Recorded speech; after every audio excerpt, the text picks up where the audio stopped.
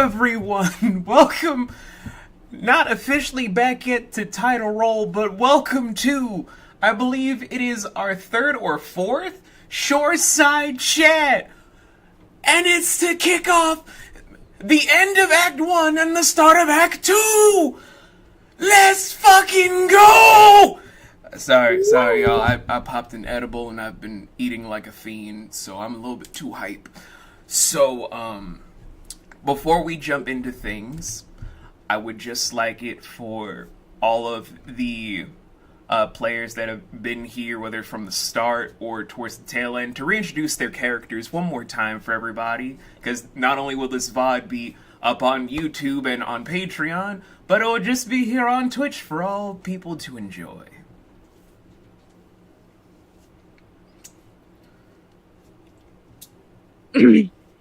I am Candy Trickster. I play Amethysta, who is a barbarian, Owlin.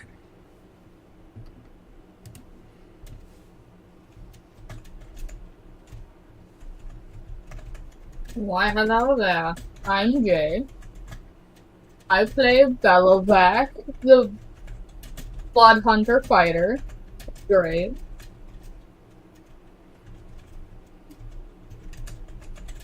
Why, hello everyone, I am Strider Darkor, and I play Valu Volin, the Ascended Dragonborn Sorcerer.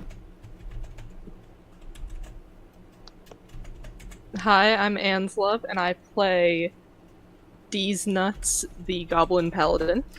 What's your married name? Oh, I'm sorry, D's Dick Nuts. I gotta get used to saying that. Jesus You did freaking this to Christ, that is yourself. your new name, isn't it? It is on the character sheet. You now have I accept to zero defend responsibility for that. this. And I'm Abyssal Chimera, or as many people will just call me, Fluff. I was previously playing Tiny Vivi, a very cheese-obsessed Oni-born fighter. He was an Echo Knight at one point, but things happened, and now he's currently on vacation to where I bring in a very terrified little lizard folk. Oh wait, kobold. Which But we we'll find will out next week. introduce next week. So you guys lose the lovable goof, and now you get a scaredy goof. So, It's fine. Yeah, It's leaving me to go fine. hunting around for that lovable goof. oh, you guys will be doing that in between all the things for Act 1 and Act 2. But first thing is first, we do have Vanu Volin art, but we're not debuting that until next week. Why? 'Cause suspense. Oh, so you want to be It looks announced, amazing.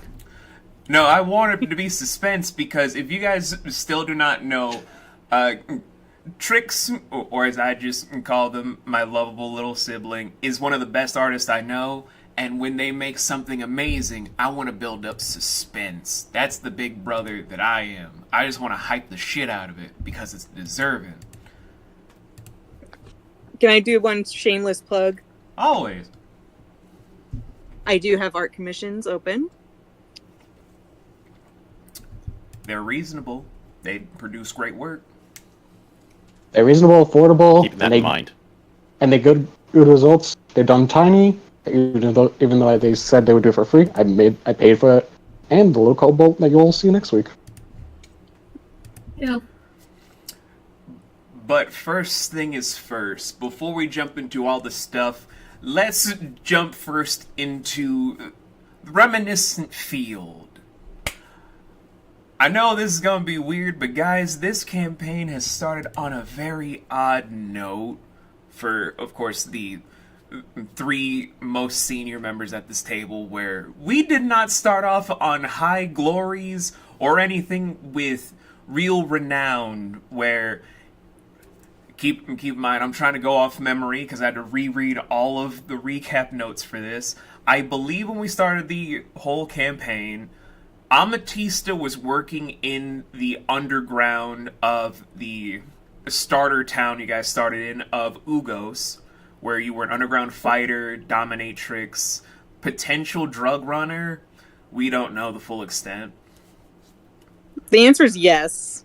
Bellovac was in a very abusive veterans home in a very dilapidated state where the walls were just secreted in mold, the ceiling was leaking all the time, the orderlies would just drug everyone until their original strength was just sapped away, and the only comfort was that they had the greatest mattresses.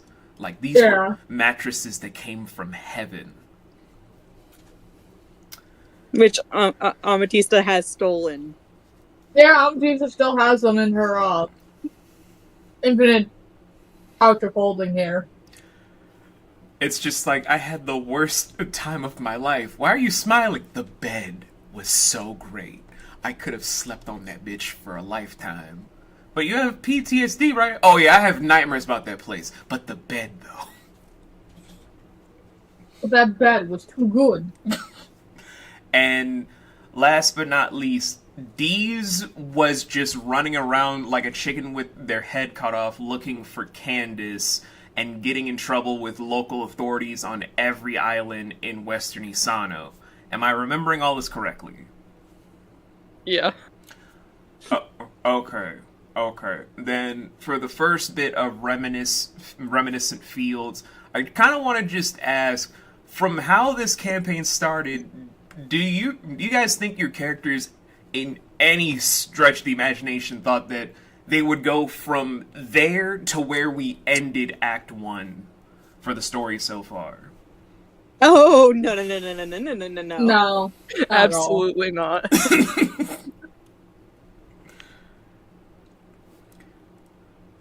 Oh, God. Then I have to ask, where do you think your characters thought their lives were gonna go?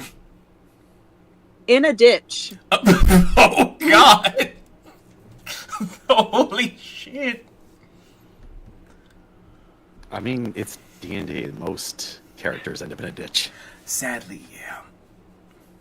Even though, like, we have a certain rule about no character deaths under level 7. There's a good reason to why I say this. Yeah. Lots of character backstory stuff we're gonna be talking about a lot in Act 2. Oh,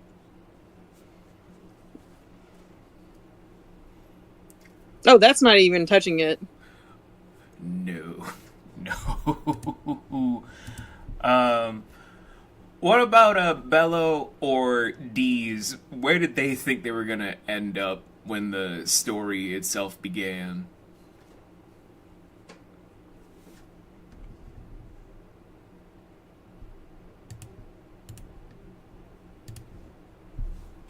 I miss the awkward silences. It's been something I've missed every Tuesday. Yeah. I had a mouthful of a hot dog. Well, that sounds like a you problem. Okay. Never mind, out of the gutter. We're finally back, y'all. At Have the end you of the missed day. us? Oh, Oh.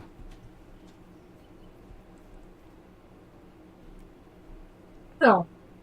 Belvac probably would be rotting away in the retirement home, if not hunted down by Wyvern sooner.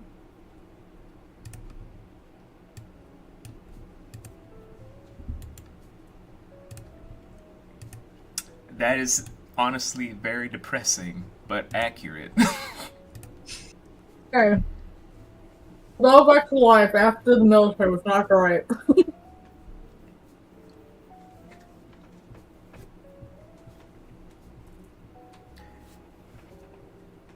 And as for D's,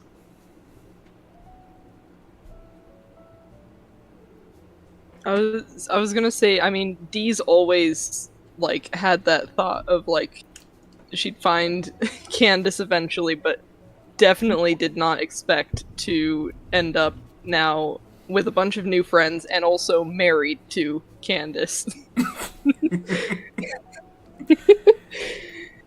I imagine Deez thought she would end up in like a jail cell or something. Yeah, probably. Just like, I finally found Candace, but we're in jail.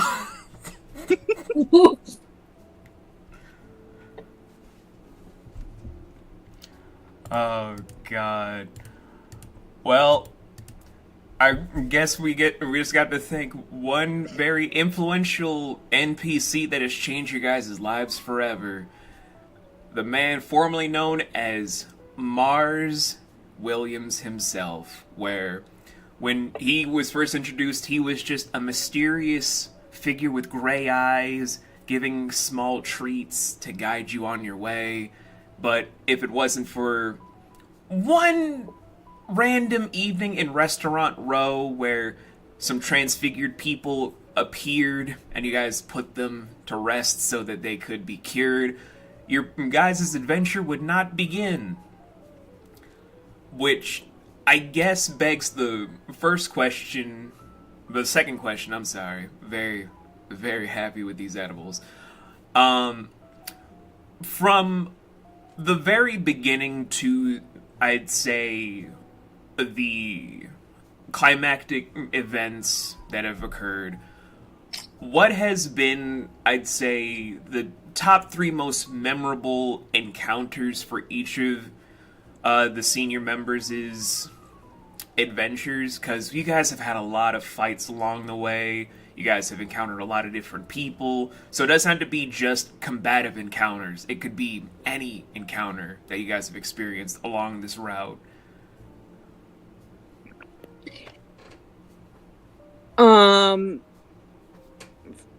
For me, it would have to be, for sure, having to be able to actually communicate with her parents again, each at a different time. Yeah.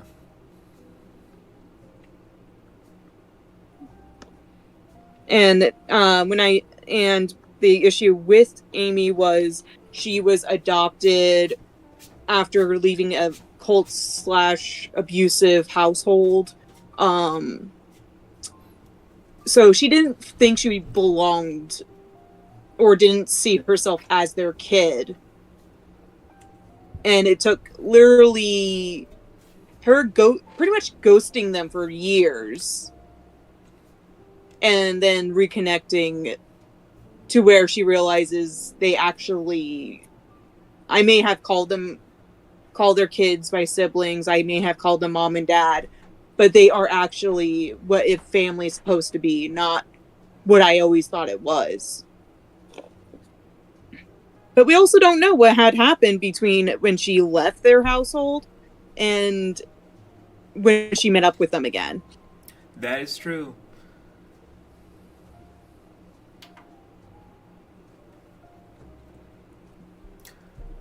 But would that be like the first out of 3, or is that the only memorable? I'm just asking for clarity because I don't know. The other one was... This one's more of a combat one, but it's not because it bloomed into more, was the Zalos interactions. Yeah. You guys... Burn. It has you balls. That was not tainted by someone else. Of course not. Of course not. It's totally not going up on Patreon in a couple of weeks because we've been taking some time off to recuperate to where people will see that it was tainted. It totally wasn't. No. It was just you guys met on a job. You guys were going blow for blow to where just one roll decided it of just a non-lethal bullet hit you in the chest to knock you out. And then you guys didn't talk until, like, I think a month or so later in story. Something like that. Hey, you're chill.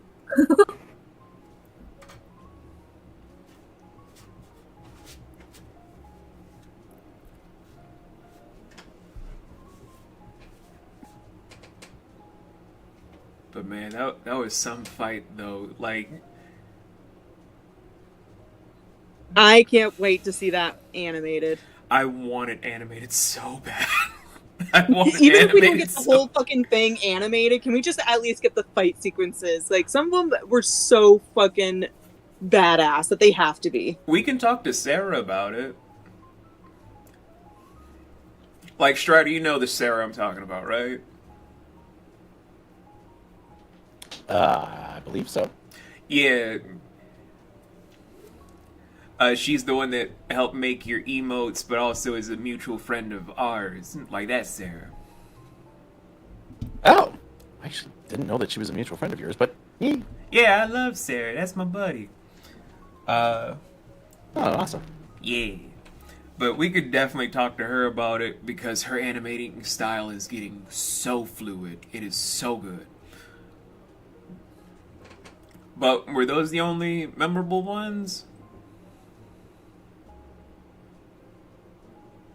I'm not trying to put you on the spot. I'm just trying to get clarity. There's just so many for Amatista that I can list off all day, so I don't want to take up anybody else's. It's fine. I'm just trying to find the top 3. If you can't think of the third, I got you. It's fine. Okay, the third would have to be her and Micah actually meeting up after they both thought each other was dead. Yeah, that was a memorable day for everyone.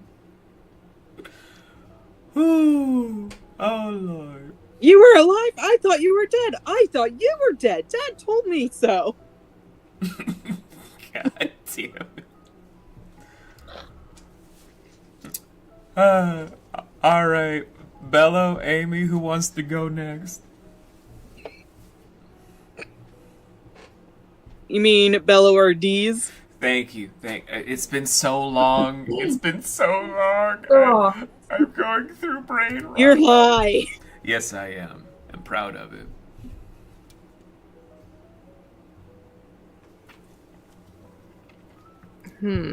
I guess I'll go. Okay. Oh, it would have to be Bella meeting up with Melanie again. That was a very emotional experience. So many emotions, so many misunderstandings, and now they're good.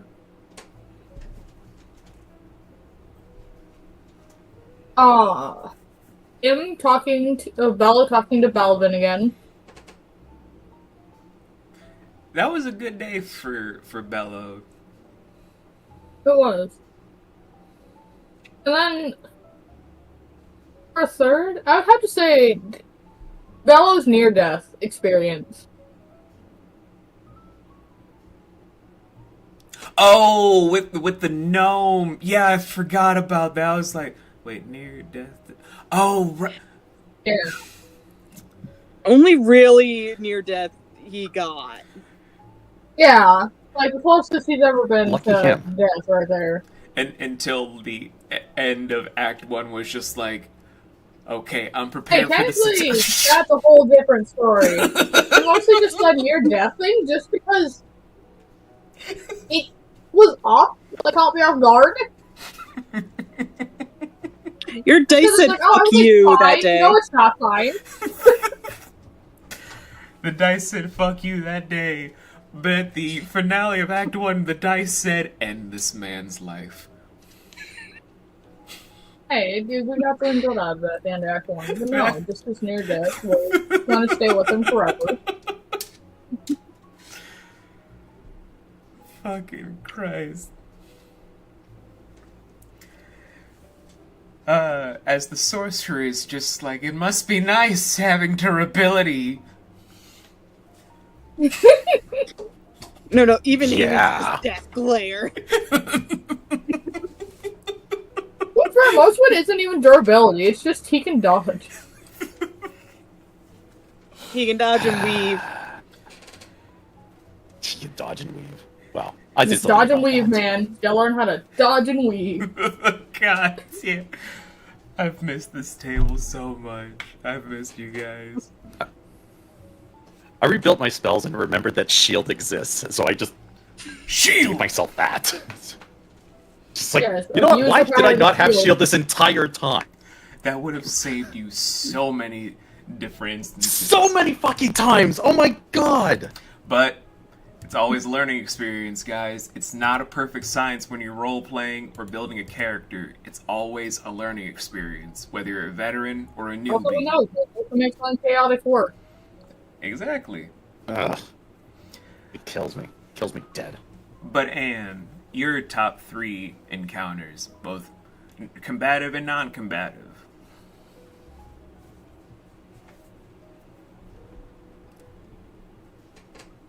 See, one that always sticks out in my mind is first time meeting Grandpa Ben. I don't know, I liked that one a lot. Then there was the snowball fight, of course. Obviously. Obviously. Because my dice did not like me that day. No, it But did it was- not. It was a cool fight Do nonetheless. I have a good time? Nope.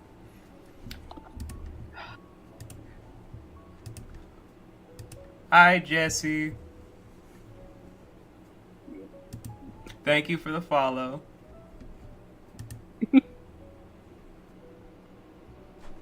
about time. Hello, Jesse. Welcome to the stream. And then I think for the third one, no, it's gotta be the where Dees was facing off against. Was it the Drake Warden or something? The person in the red dragon.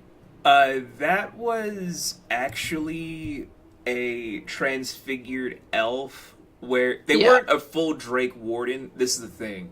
They originally just had a pet dragon that they were raising for other story stuff where, if you guys ever revisit Ion at a certain point, you can find notes about it, thanks to the giants excavating and digging stuff up, but she was forcibly injected with Drake Warden essence from a different ranger that they horrifically murdered and stole the very essence from. Yeah. Wow. It was horrifying. Like, it was just a very vindictive It's a kind of time. thing. And Gershon is not a good character. She is very, very evil.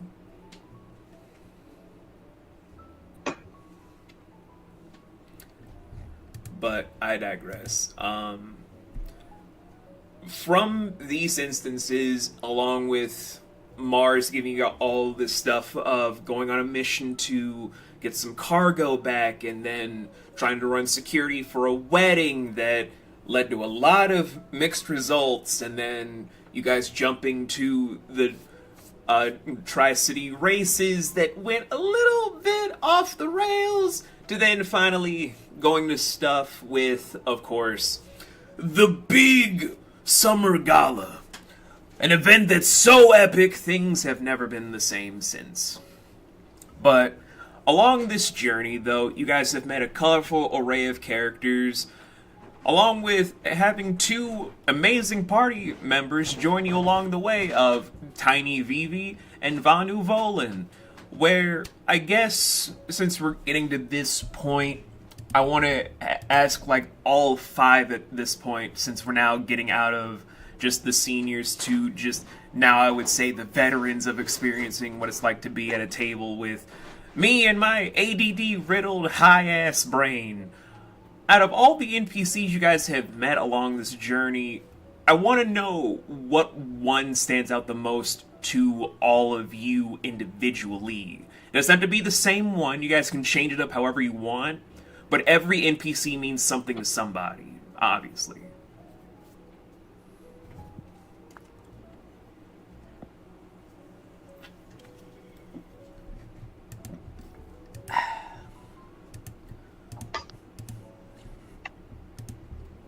I would personally say mine has to be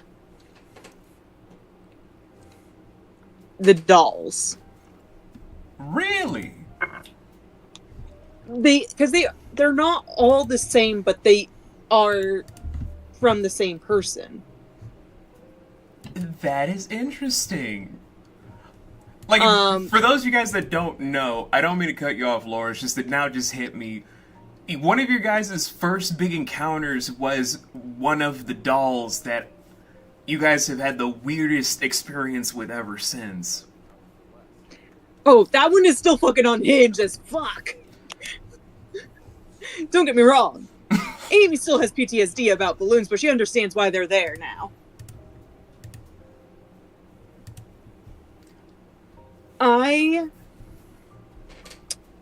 I like them all because, like, you could not tell what their main objective was. You still can't, but right now their main objective is trying to survive, pretty much. Yeah. And it's not like, okay, they're all acting the same. They all have their own different lifestyles. And that's what also makes me drawn to them a bit, is like, you can tell they're each different. My favorite one has to be the tired one, for sure. Yeah. He's mean and just needs hugs.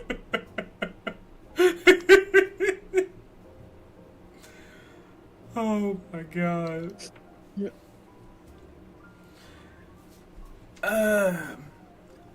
Alrighty, who's next?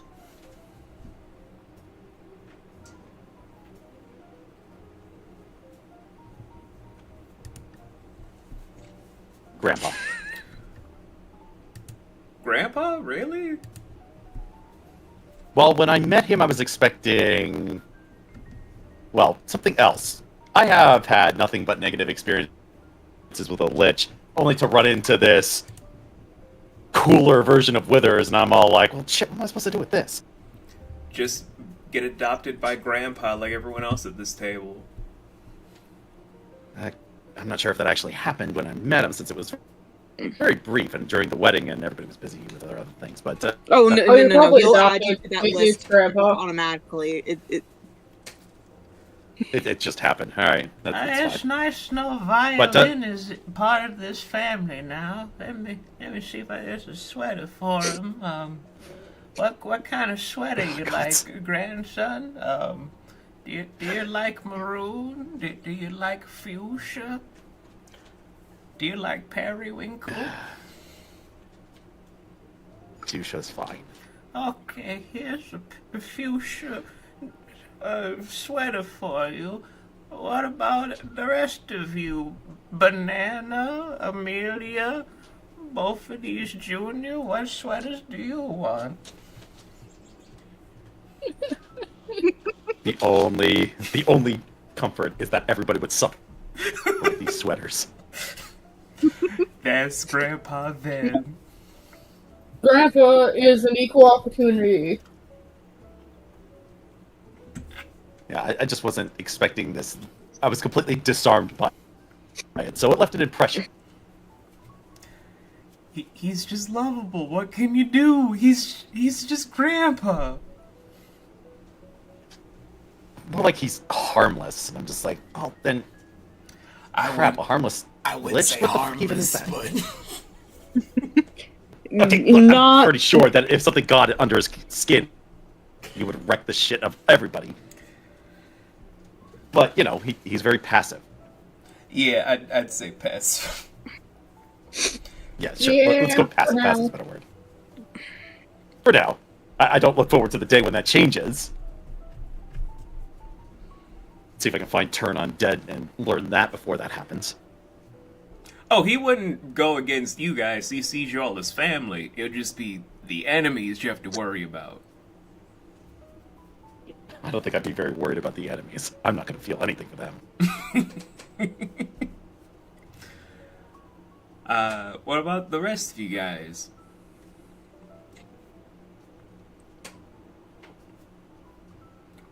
And I know there have been a lot of NPCs in 51 sessions. Trust me, I know.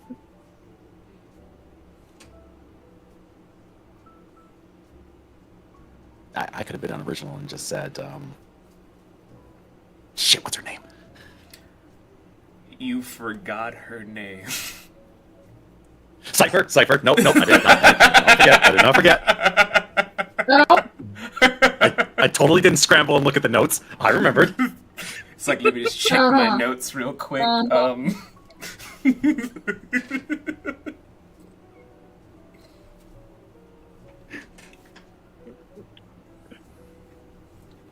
I'll buy you guys some time. Pick something.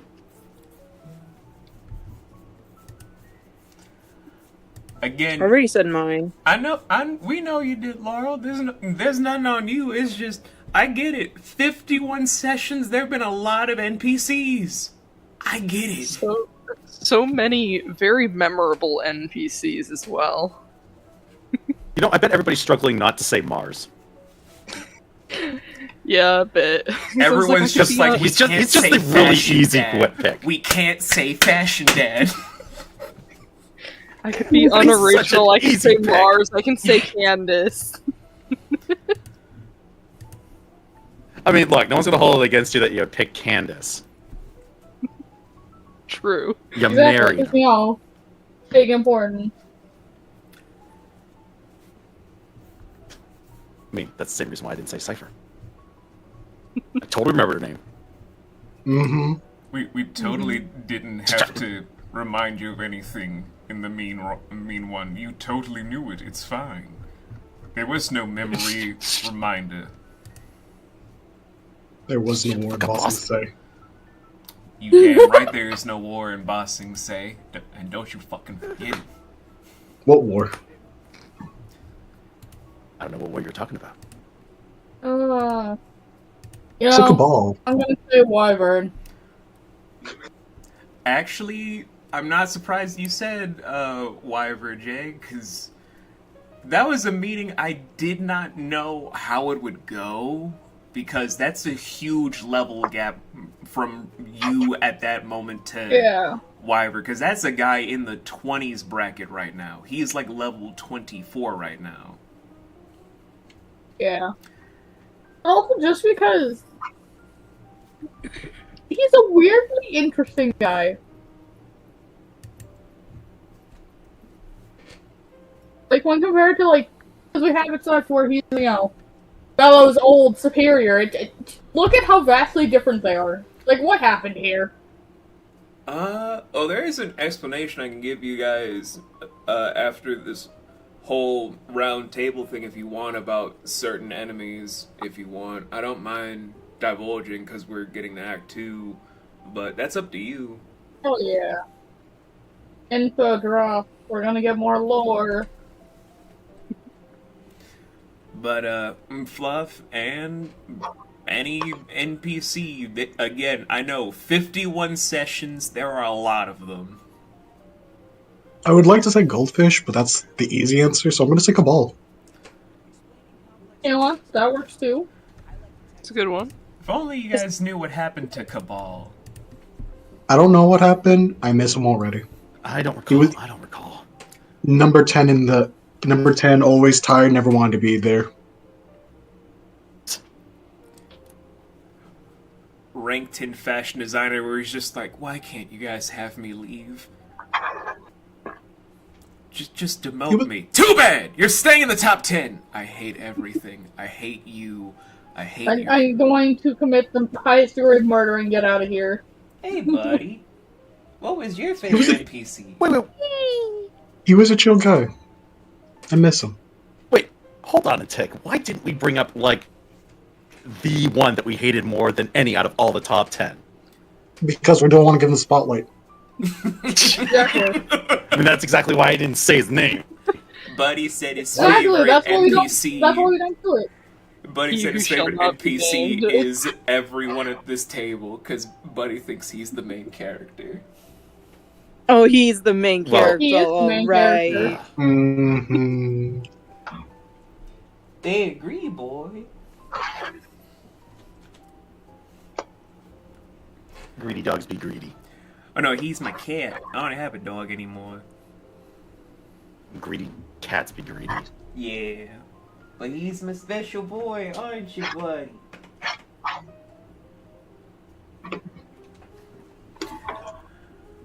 Alright, and...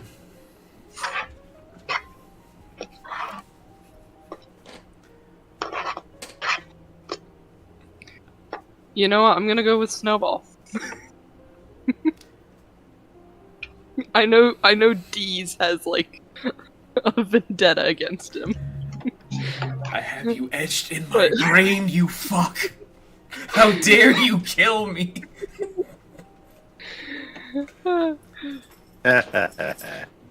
You're the reason How why I dare you have make me medical suffer. bills. You're the reason I got my wife back, you son of a bitch! Wait, what?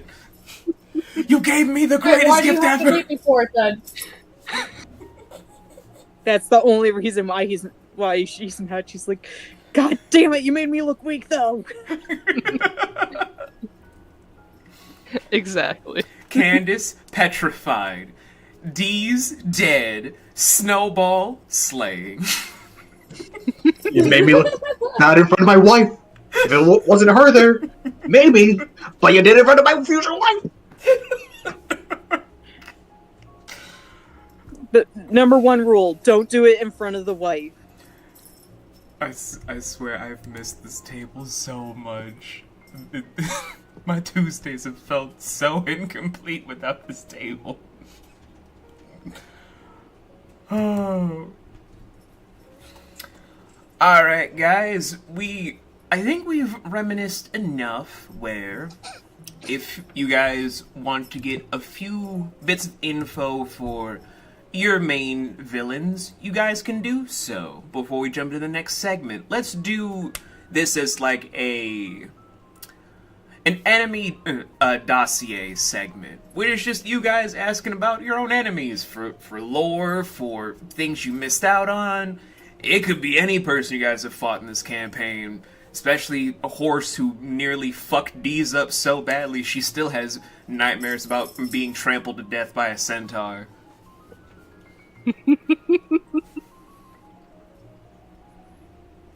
Man, the early parts of this campaign were fucking savage. I keep forgetting how ruthless this fucking campaign has been.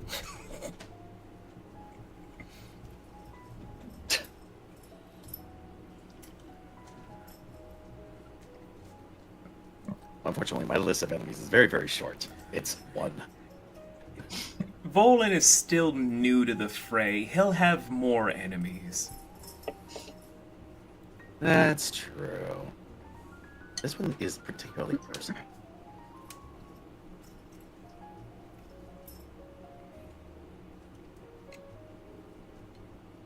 I see everyone just going through the notes of like, what enemies did I fucking have again? Jesus, there's so many fucking people we fought.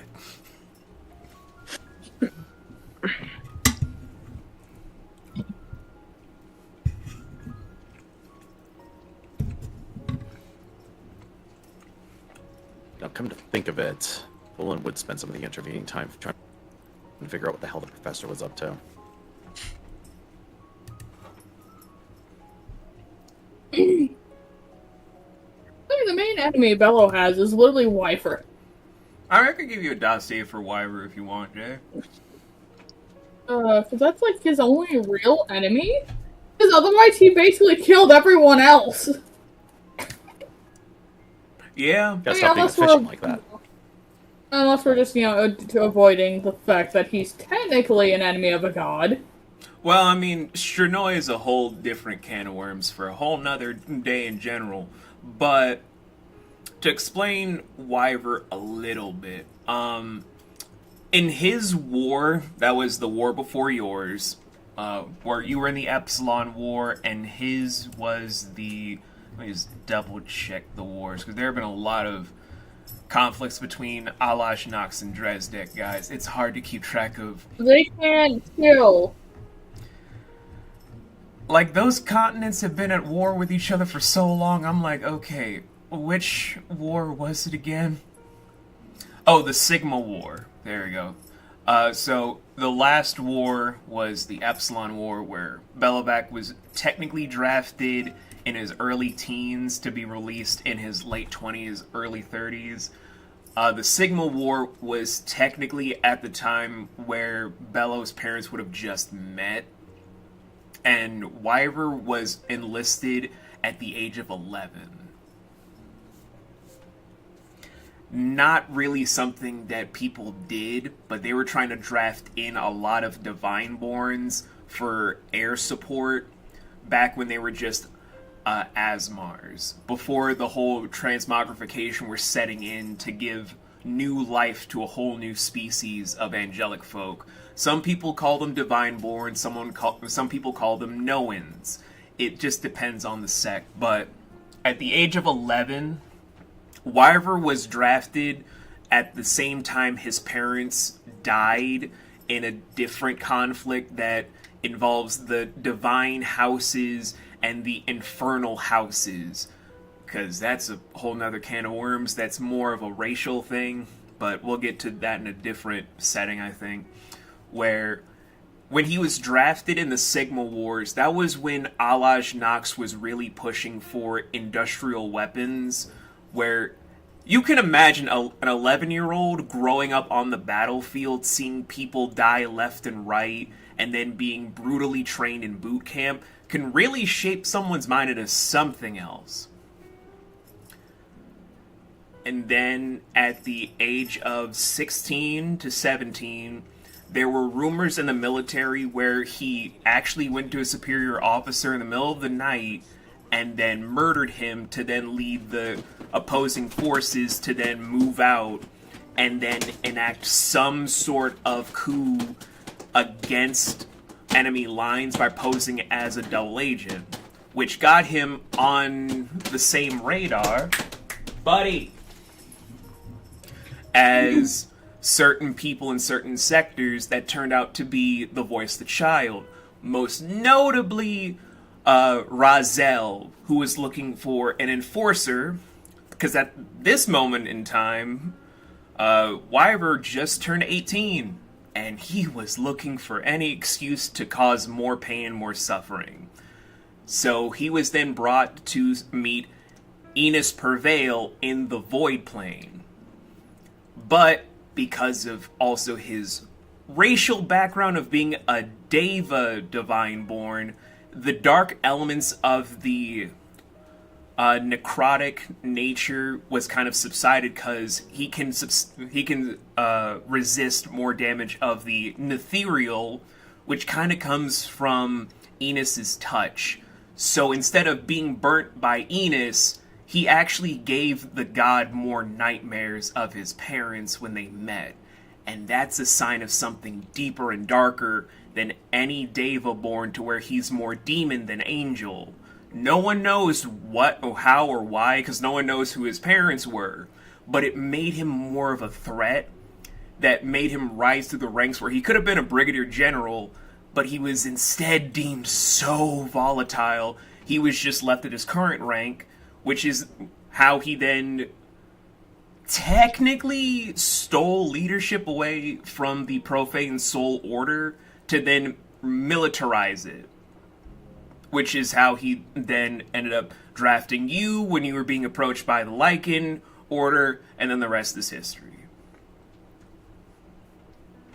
Whoa. So overall, he was just,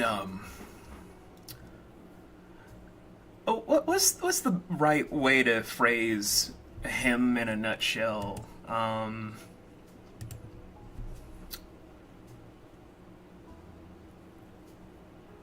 He's different. There's no excuse for what he did. He's just different.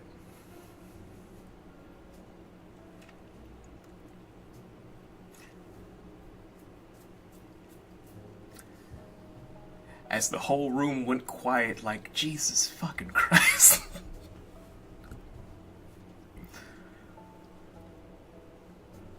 We're just enraptured by your explanation. That's my story, and I'm sticking to it. I appreciate it. I appreciate it. But does that satisfy your curiosity, Jay? Yeah. Okay. Anybody else want to know anything about a certain villain of theirs or any antagonist you guys have thrown hands with or wanted to find out something you didn't find out before, the floor is open for everybody. I am curious about one person. What's up? Zeke. Zeke. In what regard? Like lore for how to handle him? Like How he became sentient to basically become the person he is with all of his various children? we And how he- we can say children. I don't know any other way to put it. Just like, how did that all become a thing? Since from what we did last stream, Echonites seem to be becoming more, or the echoes of the Echonites seem to be becoming way more sentient than they really should be. The best way to put this is that you can blame Enos and his sister of Eleanor for all of that. For one event in particular that I think you guys are all very tired of me saying for background's sake about the world and the Primarch worlds in general. The Pandoria. We need to get a book on the Pandoria, fam. We'll be doing, like, mini campaigns about how the Pandoria happened. Do not worry. We're gonna set it all up.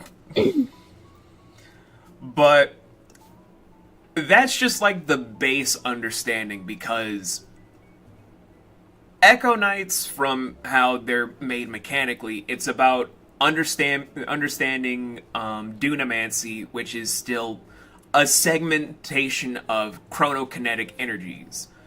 I should know this because I had to study a lot about temporal physics for the stupidest reasons, because I wasn't trying to become someone that works in engineering.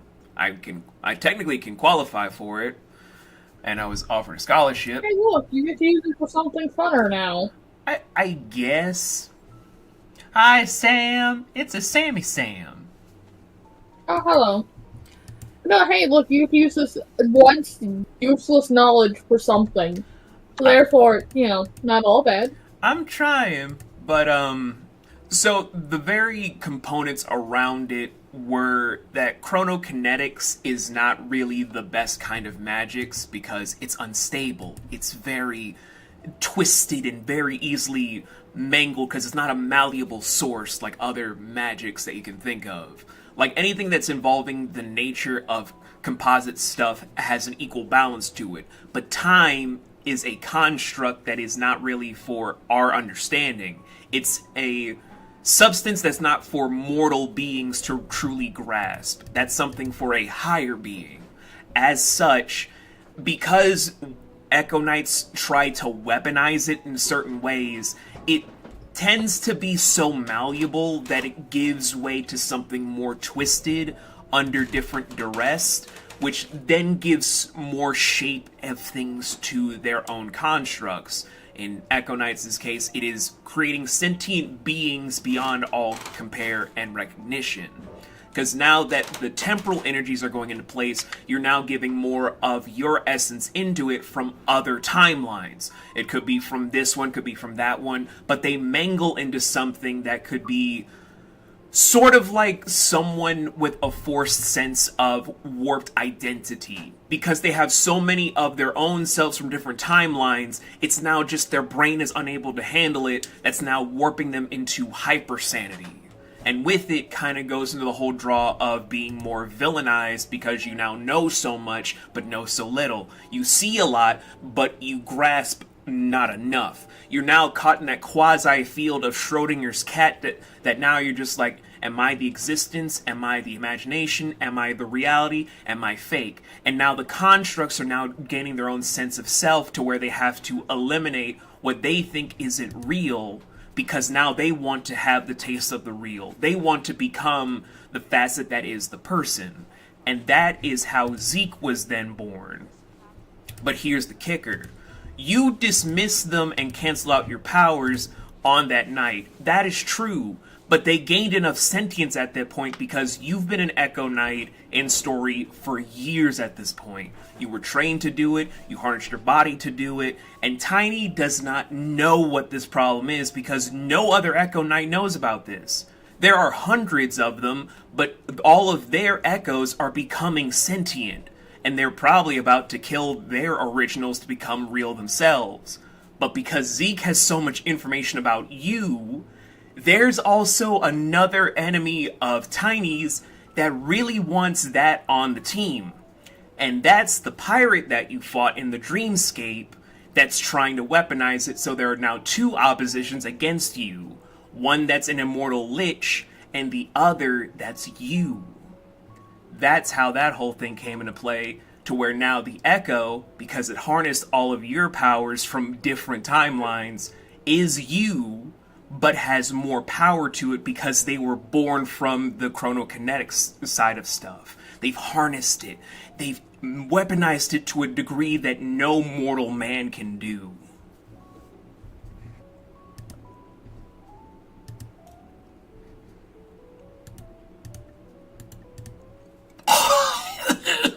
And that's about it.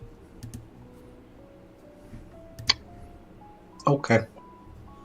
I'm just gonna drink my soda now.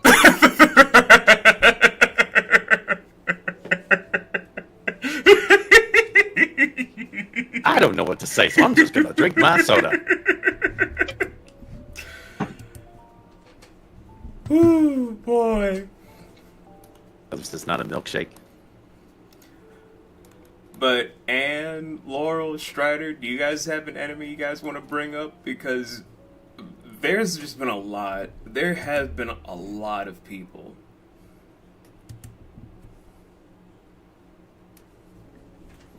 I mean, well, like I said earlier, there's only one enemy on my list, and that's the professor, but... It doesn't have to be just the professor. It could be any enemy. Yeah, but I don't have anyone else on my list. Oh no, it does have to just be your list. It could be any enemy.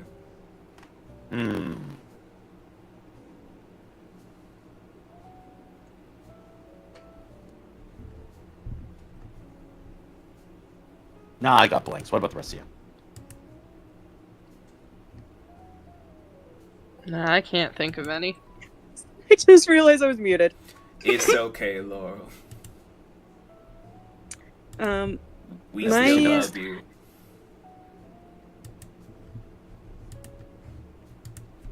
My question would have to be...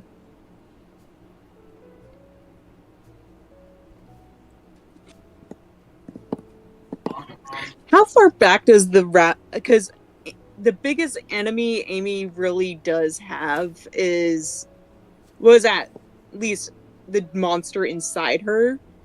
So how far back would you say, like, what caused that for them to have that other form? Oh, the Colossal Owls? Yeah. Oh, okay. It's actually a very interesting case, because this one comes at the end of the Dawn period.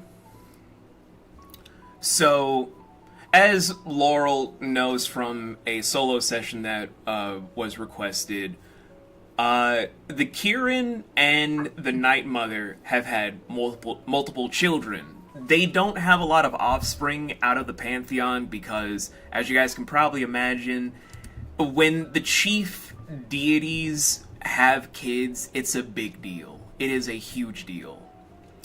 But they had a child by the name of Bruhen, also known as the Horned Owl. This was originally the deity associated with owlins. In fact, they're modeled after that deity. The problem, though, is the first member of the Silver Crown did not really take to the blessing that well and went to the Dark Pantheon for a certain boon, if you will. The boon that they asked for was strength that can rival a god to also kill the Bruhen. that same boon became the curse known as the Colossal Owl. It is a power that's supposed to be on par with the Bruhen during the Dawn period, but only from when they were giving life to the Owlins. They were never strong enough to kill a god, obviously. The Bruhen survived for many years until certain events happened with Enos being Enos. But it's a power that's so intense and so strong. It's been around for... Well, the Dawn period, as you guys will learn, is at the very start of the life cycle of the entire Primarch worlds. That's billions of years ago. So this is a form that's billions of years old, but only shows up every several thousand years. It doesn't get stronger with each generation. In fact, it gets weaker with each generation in general. After it started with Zircon Silver Crown himself, who is probably the most evil Silver Crown that has ever existed. But the power doesn't really make you less powerful. It just makes you more feral if you tap into it and just give in to the beast.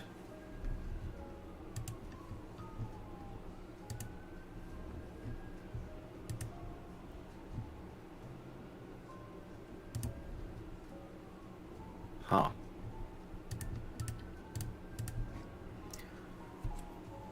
So Amy can thank her ancestor for that. That motherfucker. He said thank. Laurel said what they said.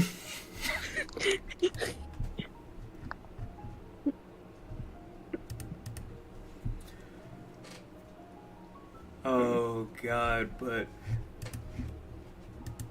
I'm surprised that Anne hasn't been like about the woman that trained her, or about one of the sisters, or any of that, because I thought that'd be something on Anne's mind, but I'm not here to pressure nobody. I get it. Let me just pop my back real quick. Whoo! Alright. Oh, yes, Anne.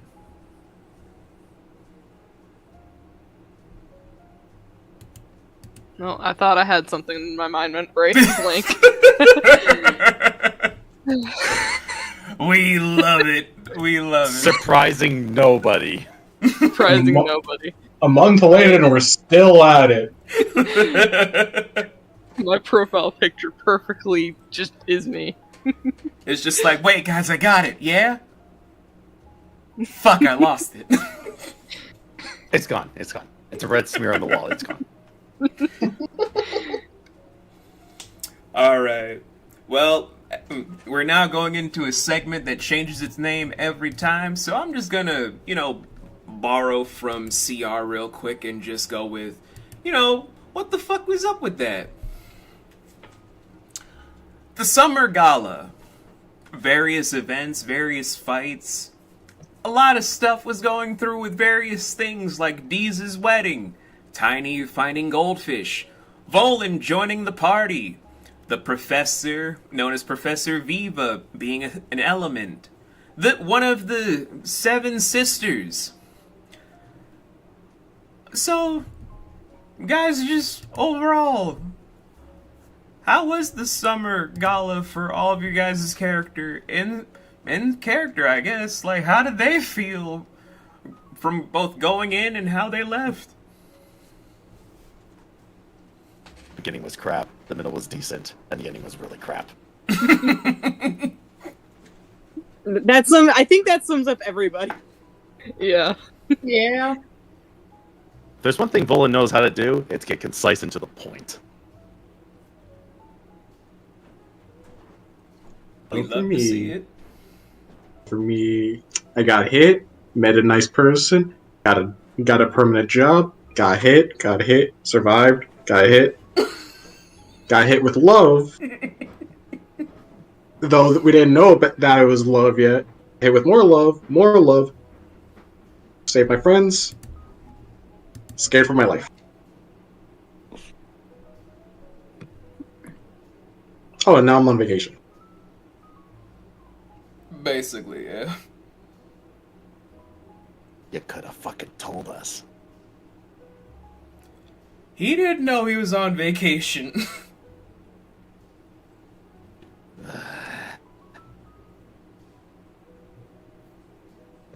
He was just trying to get out of that prison. He didn't know.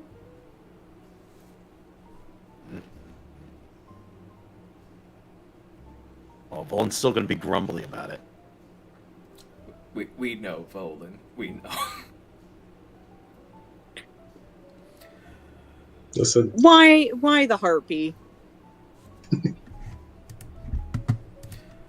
But Oh, why not? right, Why? the Tri-Harvest Moons. The Tri-Harvest Moons. Oh, God. oh yeah, why was Tiny white? Well, first off, you weren't a harpy. You were a siren, Laurel. Where were my scales?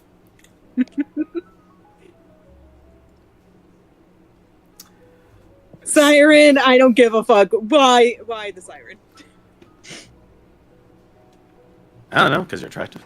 Well, you can technically blame the original goblins who imprisoned their former god into being the fucking moon.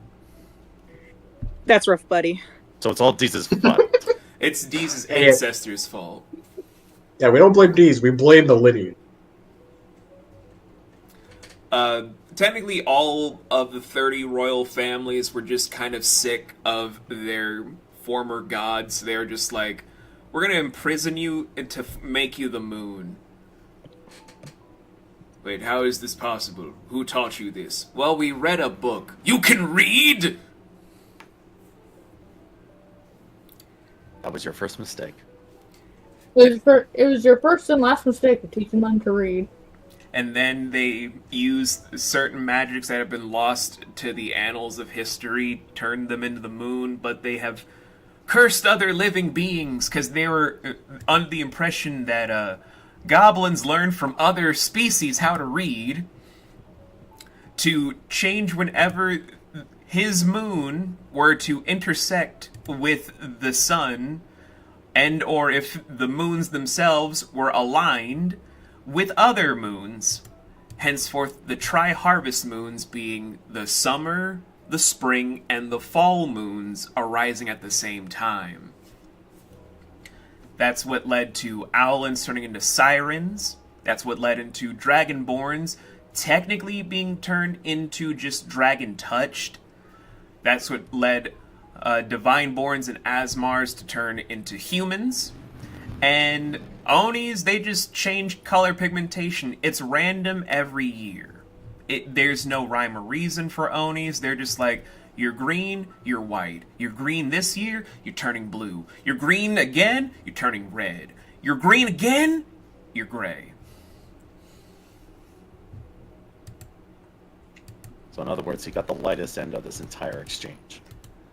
Pretty much. I mean, other than that, goblins and hobgoblins are hyper vulnerable to be killed off by another goblin or hobgoblin. Like, technically, even if you're wearing fashion armor, or back in the day it would be just relic armor, but then again, that was just armor back in the day. One hit would have killed you. Like, if D's were out during the harvest moons and someone was trying to kill them, just one hit, D's would be dead. There'd be no resurrection to bring D's back. There'd be no healing to bring D's back into full thing. D's is dead. There is no saving D's. We didn't know this at all at the time. And we brought her into conflict. That's only if it's another goblin or hobgoblin. Bro, we didn't know what was happening. We didn't know what was Exactly, happening. we didn't know what we were up against. I was busy freaking out about not having scales and hating every second of it. And we read a book on it too.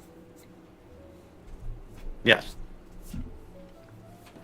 So And we even were still all, translated to "We're all freaks now."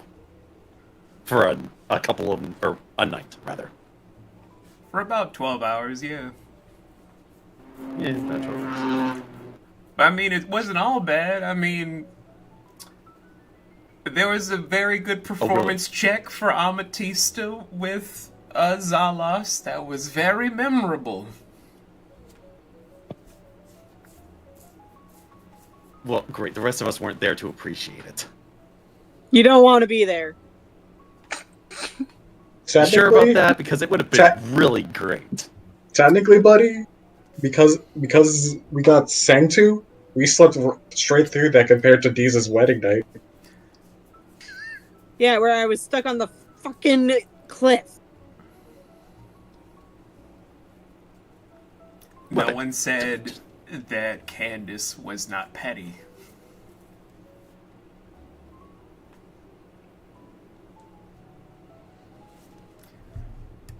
Gotta talk to your wife about that.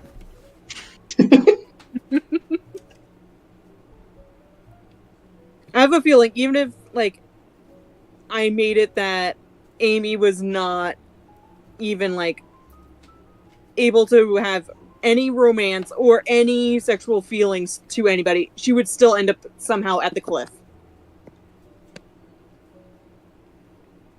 Well, that's just sad. I don't know. You don't know. Nobody knows. Just hug your puppy. Yes, my puppy that goes everywhere, even when I'm in battle. They'll grow up Yes, the one to that be bit a me. battle pet at some point. I don't know. It's well on its way since it bit me. Maybe it'll have rages of its own. Oh, that would be amusing. But, I think comparing this to the wedding that you guys that are veterans of the table will know, I think the Summer Gala was leagues better than that wedding on the volcanic island. Oh yeah, At totally. least 'cause I it- think. Absolutely. it was not chaotic.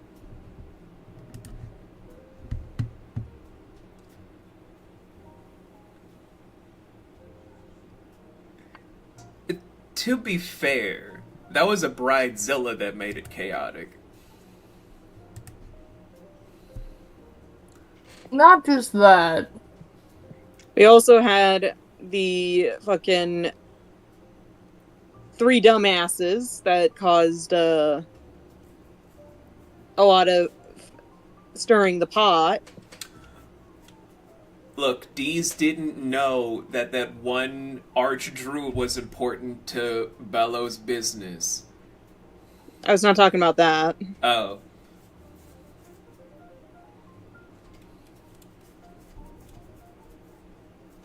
Wait, there are other dumbasses? Alec being one of them. Yeah. He was just there because certain things looked like you were betraying the code of the barbarian to where you were about to be executed. He was just doing his corrupt job as a corrupt leader of the barbarians.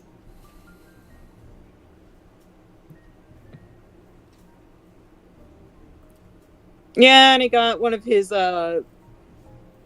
fucking whipped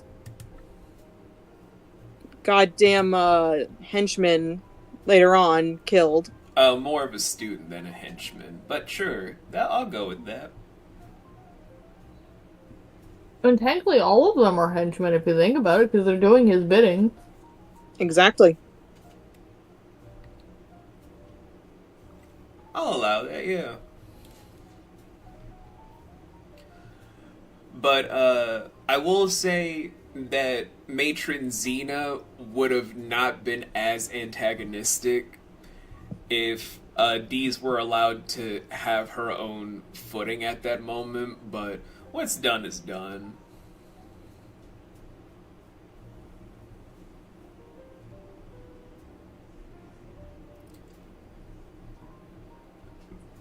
paladin problems gotta be solved by paladins.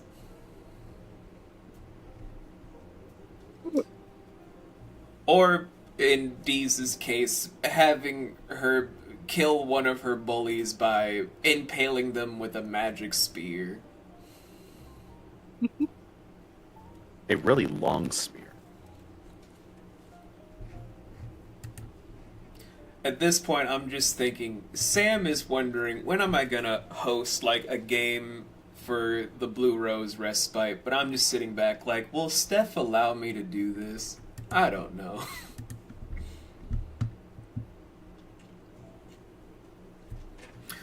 But I think at this point for what the fuck is up with it, I will just actually ask around the table at this point for stuff of, you guys have experienced a lot from this mission in particular with the Summer Gala that has opened your eyes about a lot of things, but for each of your characters, whether you're with the party at this time or not, what changes in character have your ensemble cast tried to attempt to do to fix the mistakes that has happened after what has occurred?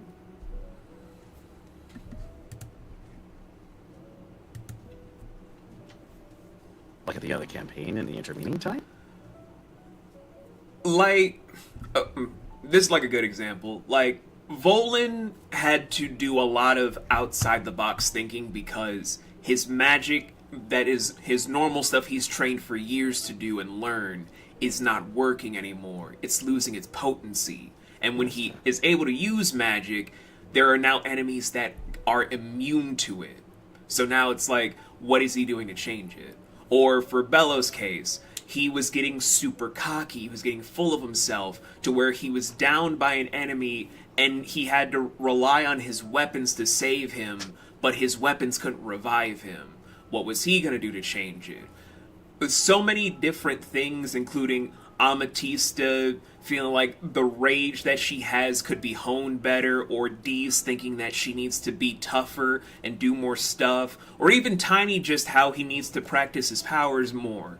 There are so many things you guys could have learned in character to change up stuff. I mean, over table, you guys did as well as you could with the dice rolls. We can't change what the dice do with the story, but in character, a lot of stuff changes and happens.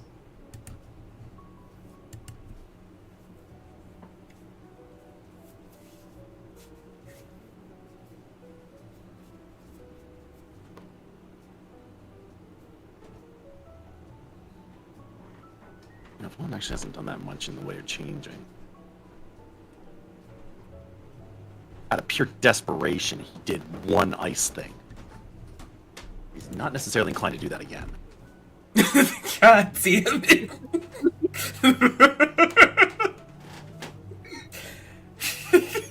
Look, he'll get there. The change is slow. It's just like, I did one nice thing. That's it though! No more!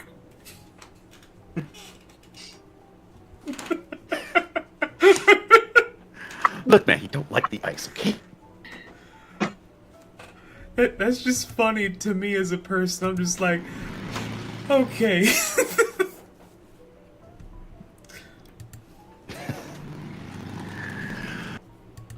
I just think his progression is... I don't know, it's slow. I'll do more progressive stuff with him in the next act. There just wasn't a whole lot for me to do a lot of growing. Also, I was growing into things. I mean, you came in at, like, the tail end, so it's to be expected when you join in a little bit later than the rest, but we'll get there. You'll have more time. Don't worry. And D's, that was bad, and you should feel bad. Our Sam Regal, everyone. Good God. I'm still waiting for Anne to just get a shirt with my face on it, just to spite me. Well, no one would see it, so it's fine. Not unless we do a live show.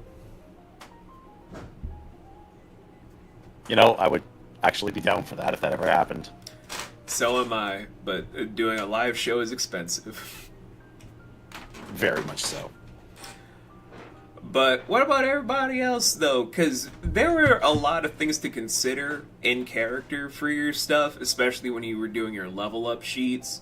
So, like, I'm just trying to grasp, along with you guys, what is going on with your characters for motivations for change.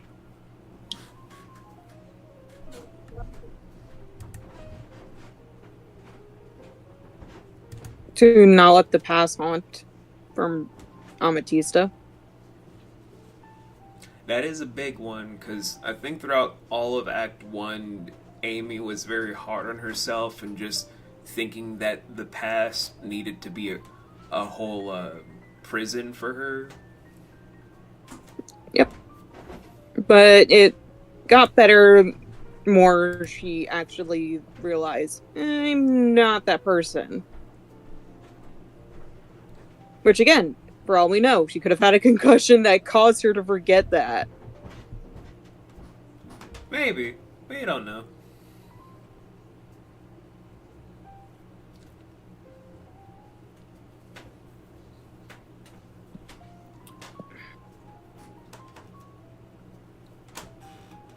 You know what? I'm gonna ask Anne, because I'm curious about the changes Deez would make for herself.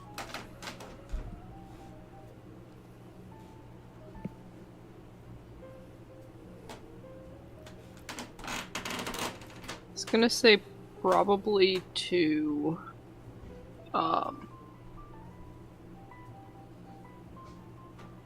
get stronger and just also be more confident in herself.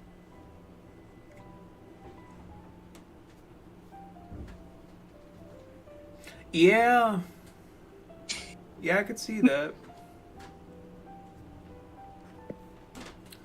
Bello, Tiny.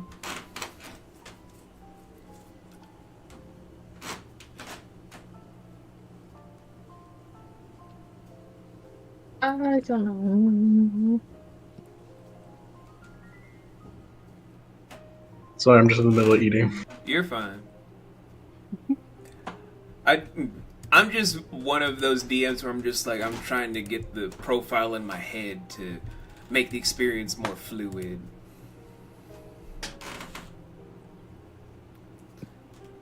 Well, for Tiny, kind of looking back on it, if I were to either be him or just from how I usually play things, he had a lot of power behind it, but nothing refined. He'd always rely on either luck, other people, or just, if I can hit it, I win kind of mentality. Oh, so he was Joey Wheeler. Basically, yeah. I would say he's a club and not a sword. But I guess for Tiny, along with all the other things he's going to do from what you and I have discussed, try and find his own technique between his own powers and the newer weapons he gets to try and make it a both spontaneous but sensible spontaneous to kind of go with his usual energetic self. Because he can do a lot of hits, like that's what a fighter does, but in a way that, okay, sure, Tiny looks like he's about to go for a sword swing. Oh, no. He's going to just make whatever weapon next with his new on-the-spot power. Because the new power literally is just like, okay, RNG wheel. What do we do? What do we get? And how can I use this on the fly without it being like, oh, I wanted a sword, now I have a lance. To kind of find a way to use the things he knows, but also be unpredictable. Okay. You get what I mean? I get what you mean.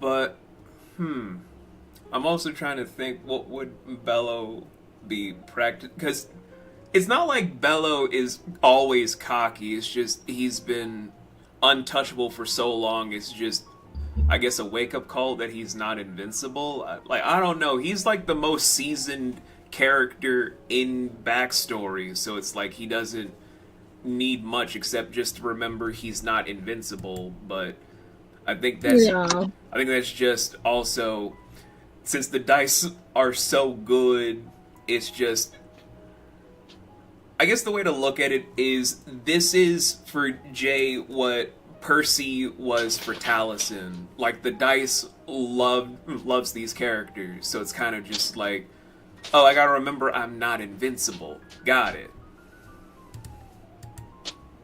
Yeah. He's like a 16-year-old who just turned 17 and realized, oh god, I'm not invincible. Bella working on weapon therapy. Weapon therapy. Hey. At the time Act 2 starts, he will be, whatever you call it with his weapons. Friendly? That too. Well, no, the D&D term. And Bonded. that's a big thing. There is Shroomsweet? the thing. Bonjour. Bonded? Attuned. Oh. Yes, attuned. I'm sorry, thinking of I where didn't I'm know like, I that's know it starts with something. Possible friends, if not equals. Friendly? Hey. Benefits? I don't know. By the end of this entire series, you know? Bella is going to have But they're a harem. swords! They were Oni at one point. Yeah, they're Oni swords. They're living Did that- weapons. Did that stop Shinsui? No, he fucks one of his swords, and the other sword is like his daughter. Yeah, Yeah, exactly. this is good. Oh, grand. Yeah, by the end of this entire thing, by the end of the entire campaign, Bella's going to have a harem that involves his swords and multiple people outside of that. You're gonna give my alt a run for his money. Maybe. He's going to I do worry it. what happens if he ever shows up. You just joined the harem. Don't die, bro. That's all I can ask. Just don't die, just- bro. My Don't track die. record suggests that is not very likely. There's one job. I've it gone is down a not to lot. die. You didn't go down the last you guys have episode. equally one job. Don't. Yeah. I've been- Every I've been player reminded- has one job. Don't die. Yeah, well, the heavier in combat players have an alternate job. Protect the ones who can't. It's fine. You guys got Mars to give you good armor over time. He's working on your level 11 armor as we speak. Oh, joys of joys of joys. Better look the same as my current armor. We don't have to commission more work. Oh, the armor that you're wearing is technically going to have the stuff kick in when it's more level 11. Because you got your stuff early in story. But we'll get to that after the segment. Okay. Okie dokie. But I guess the last thing for this segment to really talk about is just when you guys departed Mars, it was under a rushed period, but with that being the last day Mars was known as Mars before he was just Gabriel Wallace, do you guys think that you left on the best terms, or do you think your characters kind of have resentment for him because he wouldn't let you guys stay to look for Tiny? I mean, that sure shit didn't stop Bolin from trying anyways.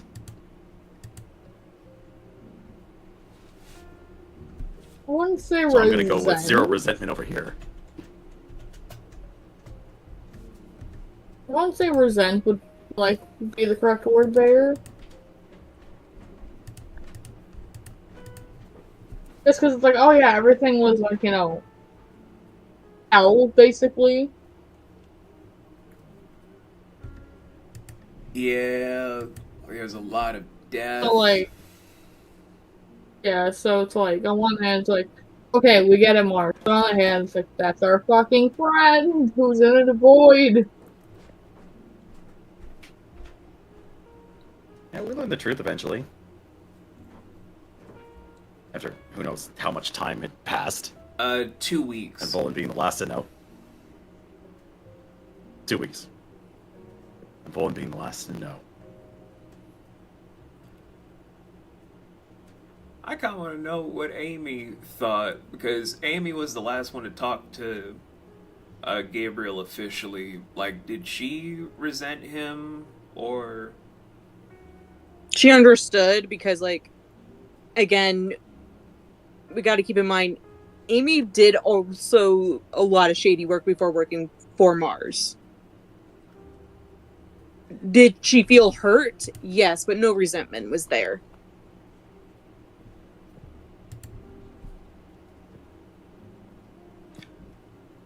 That's fair. I guess for, like, the biggest... I'll get to you, Anne, in a second, because I did not forget. Like, I know you're probably just sitting there just like, please don't call on me. I'm trying to just be all quiet to myself. I'll get to you in a moment, Anne. I guess, Tiny, when you emerged from the stuff, did you resent Mars for everything about not being able to see your friends from being lost, or... Not resentment, more just a lot of emotions kind of coming through after being back in the real world. Even more so when Tiny thought they were dead for a brief minute there, because for him, time in the void was probably so obscure. So to come out and not be able to talk to his friends, there definitely would have been frustration, but with time passing, there would be understanding. It's more like a child not being able to see like their favorite people, either because they move away or whatever. But with time, Tiny will understand. Okay. And for you, Anne, I see you hiding your face. What was Deeze's parting feelings with Mars? Now, Gabriel, was it resentment? Was it understanding? Was it the same old, same old? Because I think with Deeze not expressing herself the most, it's easy for people to think she's hard to read. So it's like, what were her thoughts and feelings? Not being able to look for Tiny and having to be rushed out for the overall end goal plan.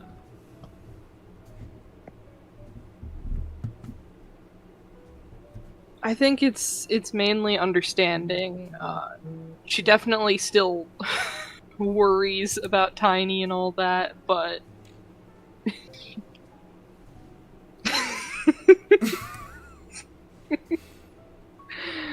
oh. But like she understood that they had to go, and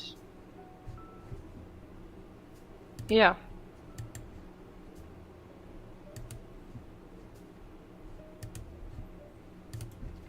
Okay, that's honestly fair. So, moving out of that, let's get into just let's get into to a quick surf. Let's get into a quick surf, y'all. So, at the whole entire crux in between Acts 1 and 2, it is a 2.5 week period where, although the first week and the last 3 days already set in stone about stuff, you guys can have me address what happened during that stuff. We can talk about what you guys did during the interim. It's up to you about what you guys want to start with first.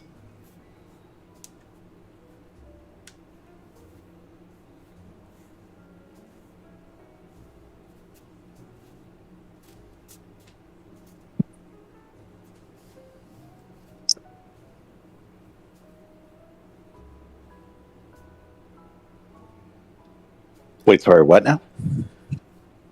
Oh, we're getting into a quick surf where I'm just saying that for the in-between time, it's 2.5 weeks, but the first week and the last 4 days are already set in stone for what happened canonically about certain stuff, where it's just the second full week is the most free time you guys have. So it's just, I can tell you guys what you guys did at that point canonically, because of certain things that involve your new characters joining the party, or you guys can tell me what you guys did in the interim for certain stuff. It's just up to you guys what you want first.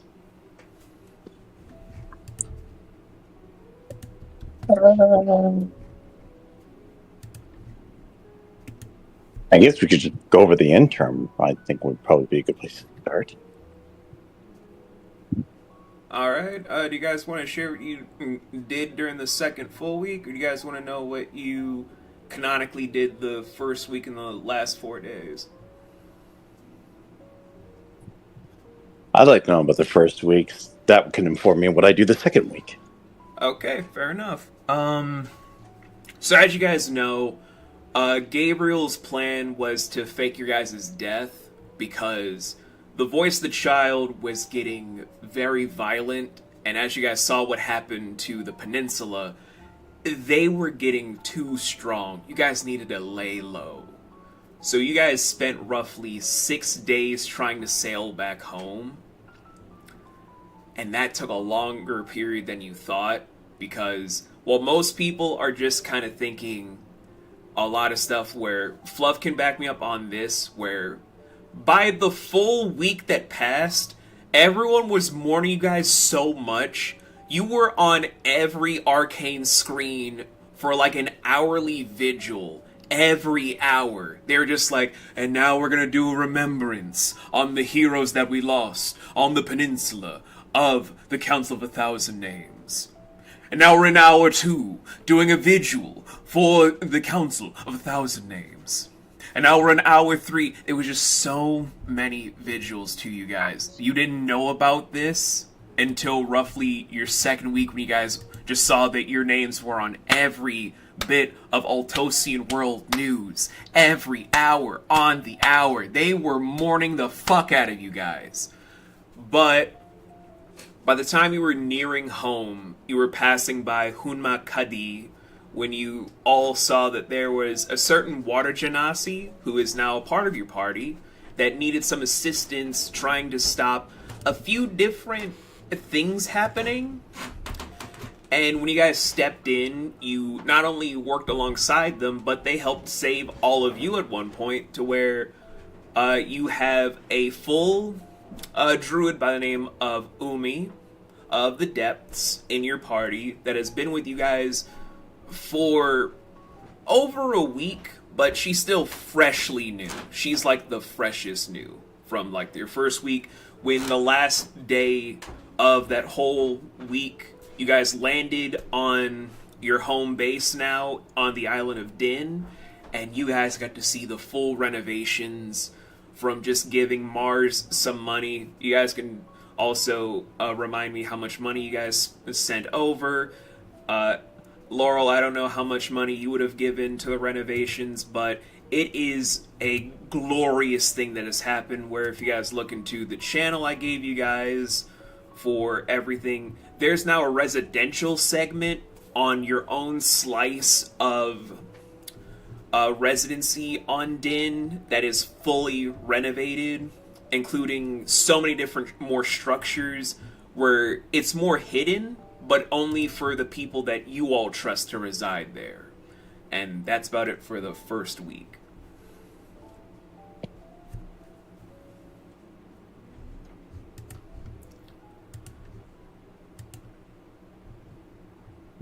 Well, first thing I'm going to say is that week had a very slow news week if they were constantly vigiling us. Oh no, they're still doing the news cycle like that. They're still doing that. Oh, come on! We didn't even do that a right. recurring thing. You don't know how annoying it was to try and listen to that during my session 0. Like, they're just going like, and we're still mourning one of the finest heroes that saved so many on the peninsula. And now we're going to do another vigil of the Council of 1,000 Names. They did not turn it off. They milked it, and they're still milking it. Okay, well, then Vulin is going to disguise himself as a different species, run into the crowd and go, they weren't even that great, and then run the fuck away. Who the fuck said that? It was that guy. Get him. Around corner, change disguise. Oh, he went that way. We'll show you, you bastard! The heroes were really mid. I sure love the young people. We'll show you, old man! Okay, I heard you like dissing respectable heroes. We'll show you, old man! And then Volan does it again. How many times I gotta teach you this lesson, old man? I love the young people. I sure do respect my young adventuring parties. How many old people has this suffered for you, Volan? Enough. But also, fun fact, Bello made bank because memorial pay is immaculate for the Love Shack. Yeah, wait, did anybody have life insurance? You used to be collecting on that shit. How are you supposed to collect it on yourself? You get it from the proxy. I mean, technically your guys' life insurance is through Gabriel, and Gabriel knows you're not dead, so... No, can we get it from Gabriel? Oh, no, he's just gonna pocket that shit, ain't he? I mean, everyone be like, so you're gonna cash in the insurance policy? Not yet. It's still too close to his heart. Oh, whatever. It's not like we need the money anyway. Y'all are still stacked. Dee's might, because she's not getting paid for the next several months because of her wedding. Yeah, well, that's on her for getting married and having fantastic sex every day. I'm not gonna feel bad for her. Hey, yo, someone pass the fries? I think I have some salt.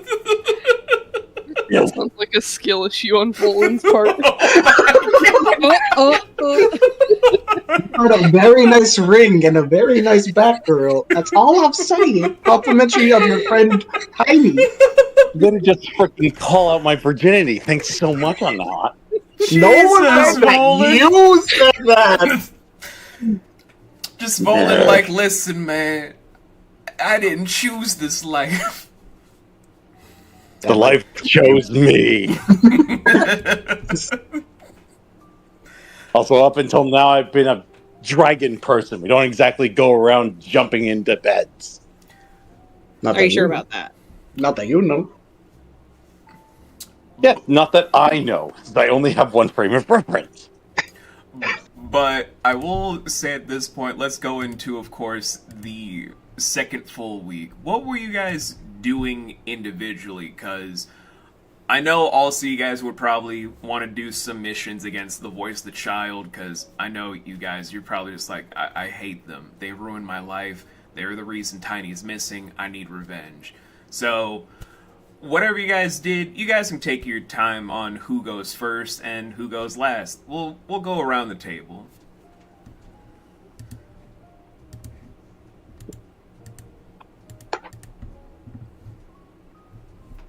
I don't know what to say. It's okay, Laura. We can come back to you.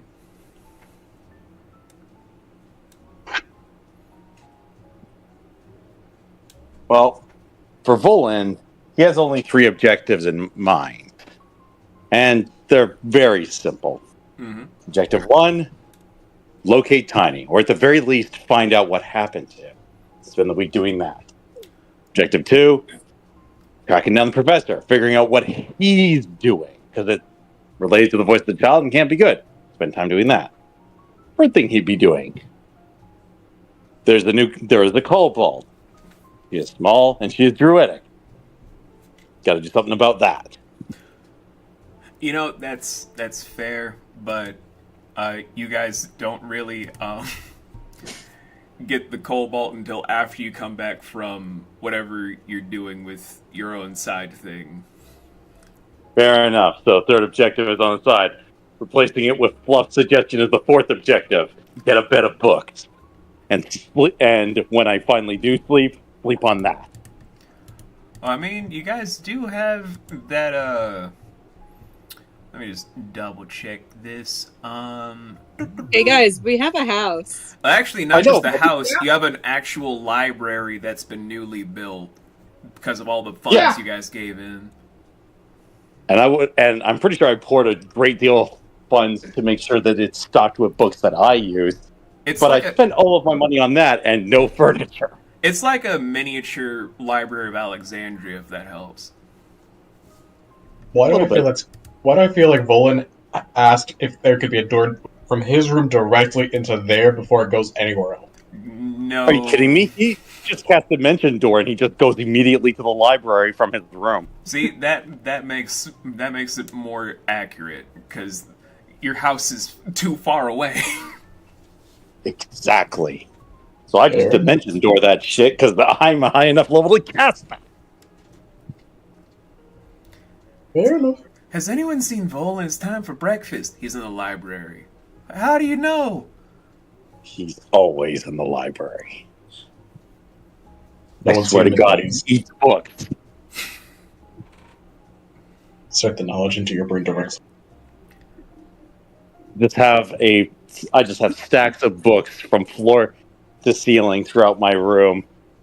And you see a couple of them that are deep fried and have a big chomp out of them. Oh, but didn't you also go on an adventure with one of your friends? I did, because I was doing so to track down some leads on, I'm assuming that my research would have bore some kind of leads into fruit, which would compel Volan to go out and actually do some field research. Well, And in doing so, he would contact a former adventuring buddy of his. Not one that he particularly likes, but one that he knows he can trust.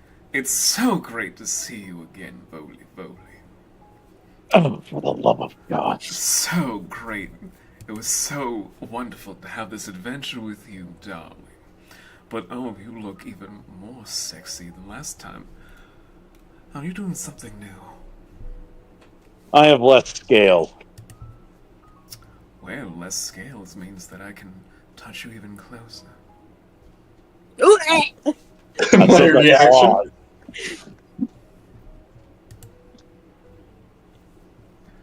Oh, jeez, I don't want to introduce him if I don't have to. We'll just keep that in the back pocket. But I will say, aside from getting your signature weapon, which I'm surprised you didn't choose the whip. I'm not saying that like as a slight. I'm just like, I'm surprised because I don't know. I'm just surprised. Don't get me wrong. I like the whip. I certainly didn't get rid of it. As far as I know, I've still got it. You do. It didn't break.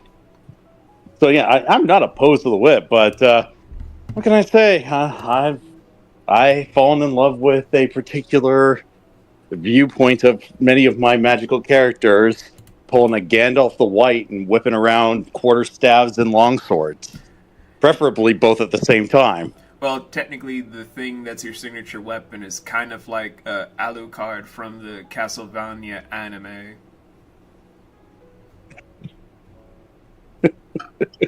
I want another gun. You already have a gun.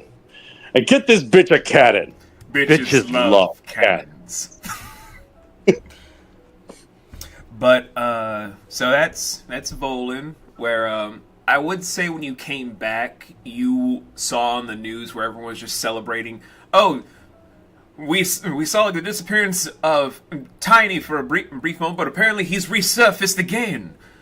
Because at this point, Gabriel didn't want people to think Tiny was missing either, and it's more or less just, I think Gabriel missed Tiny more than you guys know, so he had to make like some sort of thing to keep people from asking too many questions. And then when Tiny does come back and he's super confused, because I know Fluff was like, well, wait a minute, DM, Tiny was missing, but in a certain session 0, he was in the news. What's going on? Gabriel made a time clone of Tiny to keep people company, because the man misses you more than anyone knows. Oh. And then when you came back, he dispelled it, you arrived, business proceeded as normal. But when you found out, you were hearing on the news how he was just like, Tiny came out of this black space. Tiny also fought thing that said it was nephew, but not nephew. Tiny have no siblings. Or maybe Tiny have siblings. Tiny not know. Then Tiny decided to fight fake nephew in this space. And then Tiny went walking. I thought 5 minutes passed. Turned out it was 16 days. How did Tiny walk for 16 days? That math make no sense! The math ain't mathin', y'all.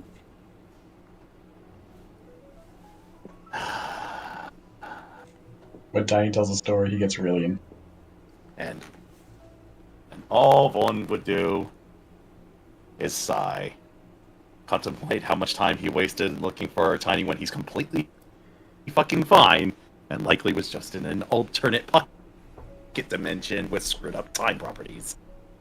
Pretty much. And then curses himself for not thinking of this possibility at the very outset, because it's so goddamn obvious. To be fair, you guys had a very busy 16 days yourself, so... I was very distracted by my adventuring companion who wouldn't stop gnawing at me. But while I give Laurel some more time to think, Bello, Deez, the secret character of Fluffs, what were you guys doing for, like, this second week?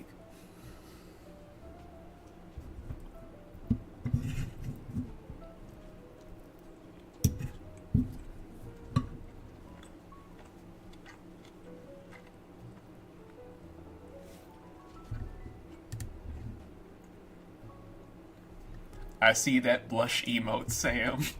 I'm keeping an eye on chat. You would never cheat. No. So I was getting in touch with a few people. You know. Oh yeah, your order group. Some people do not think he's dead.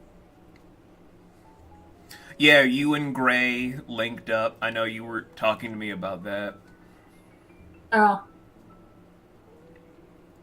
They're discussing when they're gonna meet up and shit like that.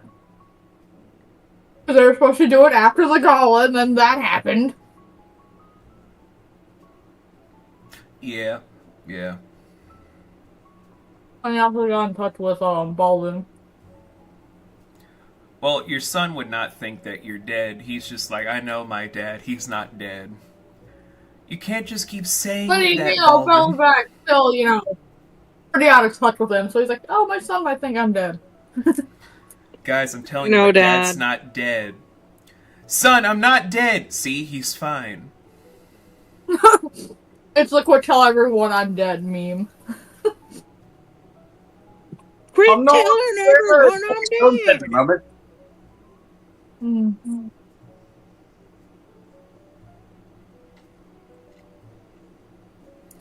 But for those of you guys wondering about the new order listing for Bello, there you go. Them's the new people. Old and new.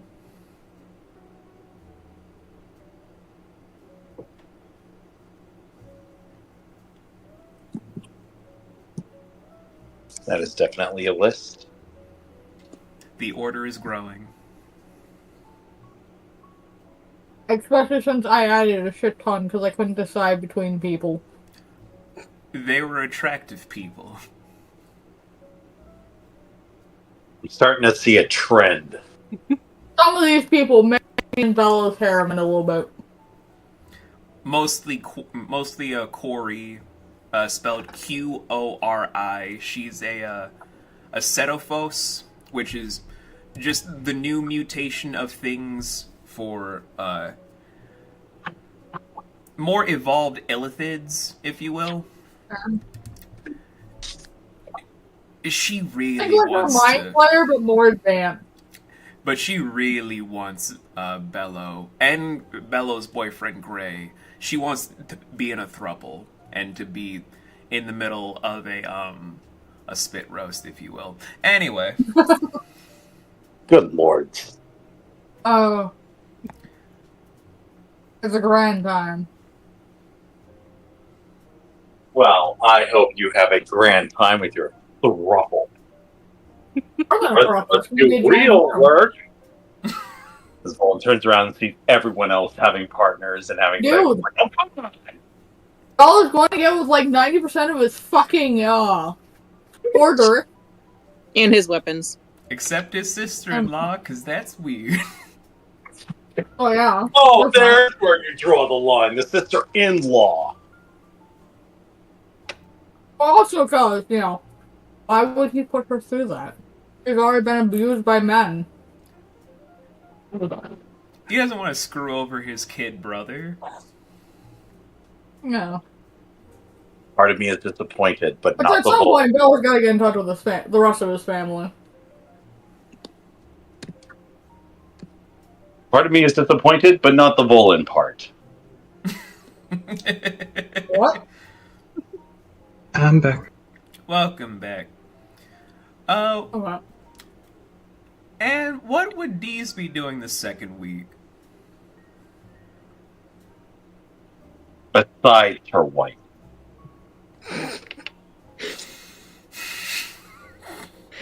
Yeah, I was gonna say besides, like, some training and her wife. You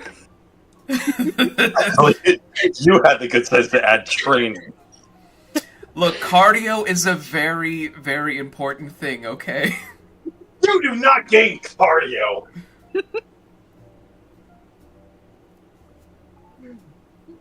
I mean, yeah, it does count as cardio. Studies have shown. Endurance training. Yeah. Refuse. I mean, X-Men 97 confirmed that as endurance stamina training, so there you go. I refuse to legitimize freaky awesome goblin sex as a form of training. Just say you're a vanilla person. Oh! Just say you're vanilla. How dare you turn down this hobgoblin on hobgoblin action? Yeah. Volan can very easily turn it down. Mm-hmm. While he fumes in the corner.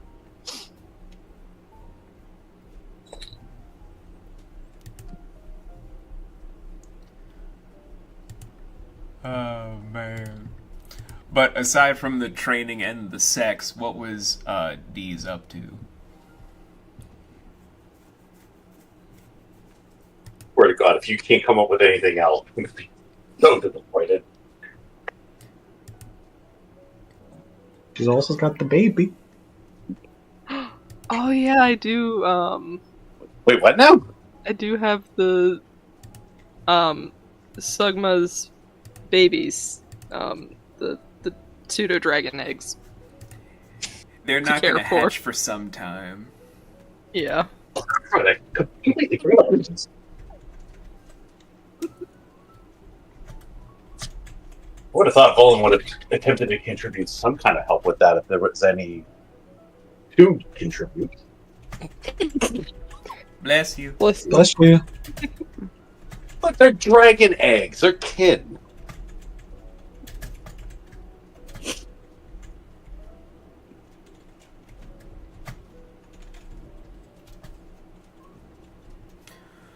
But I will say, at the end of the second week, Deez, you do get a gift from Fabian, because your guns got destroyed. Ooh. Oh yeah, that did happen. Say hello to Valentina. Oh, I love that gun. I know where that's from. I love that. You can add that to your inventory now. 10 out of 10 gun model choice, by the way. Thank you. That is a cool looking gun. Thank you, thank you. Not a lot of damage, but yeah, whatever. I'll live with it. It's not Bullets the are bullets bullet. that Dee's needs it for. It's for that projectile smite that she has. Yeah. You know, the one that pierced a hole inside of a kaiju. Level 11 caster shell, black hole.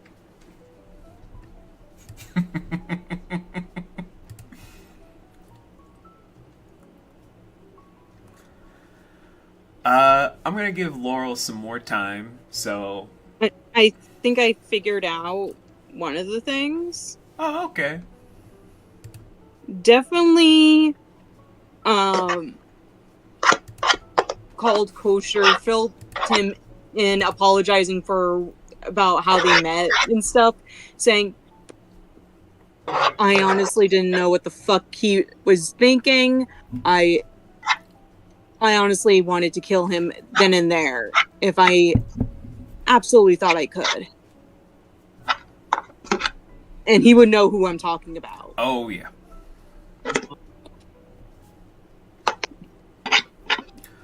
Also training Yuki, for sure. Gotta train the little baby. So it mostly just sounds like the senior members just mostly stayed inland to get themselves accustomed to their new home while getting stuff sorted. And Volan didn't really stay home that long. What can I say? He's an adventurer. It's kind Also of library. Lifestyle has grown on him.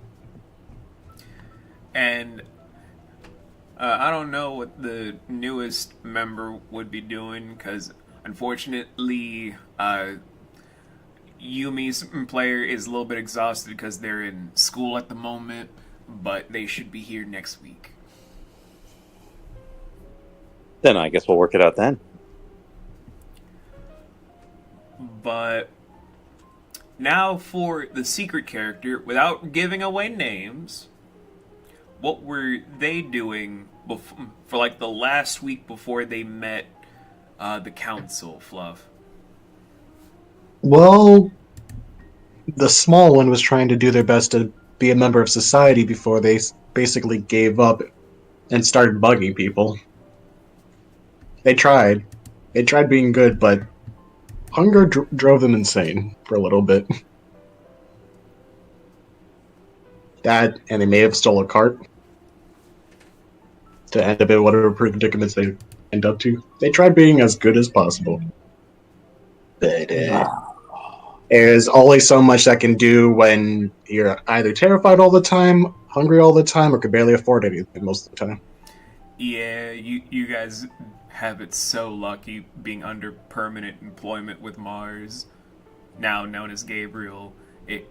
Fluff had to see, again, it is hard out here when you're not being paid by the best. Hey, Volan was living at this theme of like 2 gold for the longest time before he met the group, so he's used to poverty. That's way better than mine, trust me. That's like the lime life. It's like you got 1 gold. That's nice. I only get paid in silver and copper.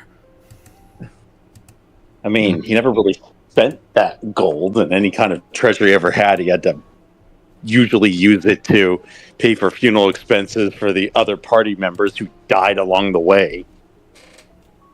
Well, there's a lot of people who have died adventuring with him. This is why he only has 1 other adventuring buddy. He's the one that lived. Buddy being the operative term. Yes, it's a bit of a broad statement, but let me just put it to that way. He's the one that lived. Thank you for reminding me, actually, Strider. They would have tried to find anything on the group they were with before everything went to shit for them. Before they became what they became species-wise. Yeah. Looting corpses. Something that we all do, but we still shame. Yeah, but I guess since we're getting to that point story-wise, in the last few days beforehand, like the first day, you guys hadn't an assignment from one of the brothers. You guys can decide whether it was from Mordecai or Maximilian. It doesn't matter which. You guys heard there was an outpost of the Voice of the Child, and without even hearing the details, you were just like, okay, we heard this, let's kill them. Well, isn't that uncharacteristically bold of us? You guys were still mad about the whole Tiny thing. There was no calm thoughts going through. Logic to win, then. Needless to say, during that mission that made you guys finally calm down and use your heads again, Amy rezzed the entire facility in Legionnaire Rage. Bello fed 18,000 acolytes to his swords without even going full hybrid transformation.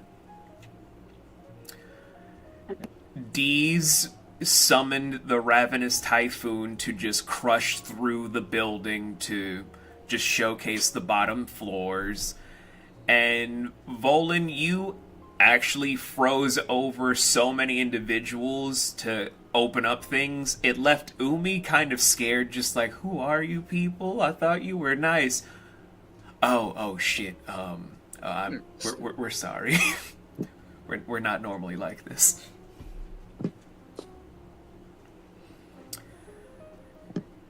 And then you guys finally met the Kobold, who was scared shitless because they thought that it was another one of the Voice of the Child members.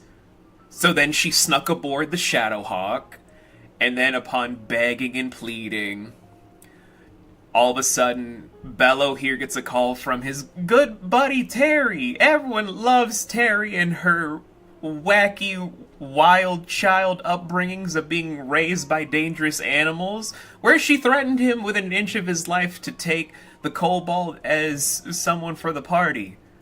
So he did, fearing for his life. So let me get this straight. We've been extorted into taking this Kobold Druid with us. Not all of you, just Bello. Oh, so the rest of us pretend she doesn't exist. If you want, I don't fucking care. Ouch. Boland's not that mad or that mean. If anything, he likes kobolds. They're like cute little dragon people. True. But But he's also a gigantic tsundere, so he's not going to say shit about it. Pretty much. But you guys went on another mission, this time more level-headed, doing more calculative stuff. Went pretty well. And then on the way back, because Umi didn't want to go and the Cobalt was trying to get used to things, there was a stowaway. And, how do I Really put have this? a problem with that. Oh no, you guys didn't know about the stowaway because you thought they were dead.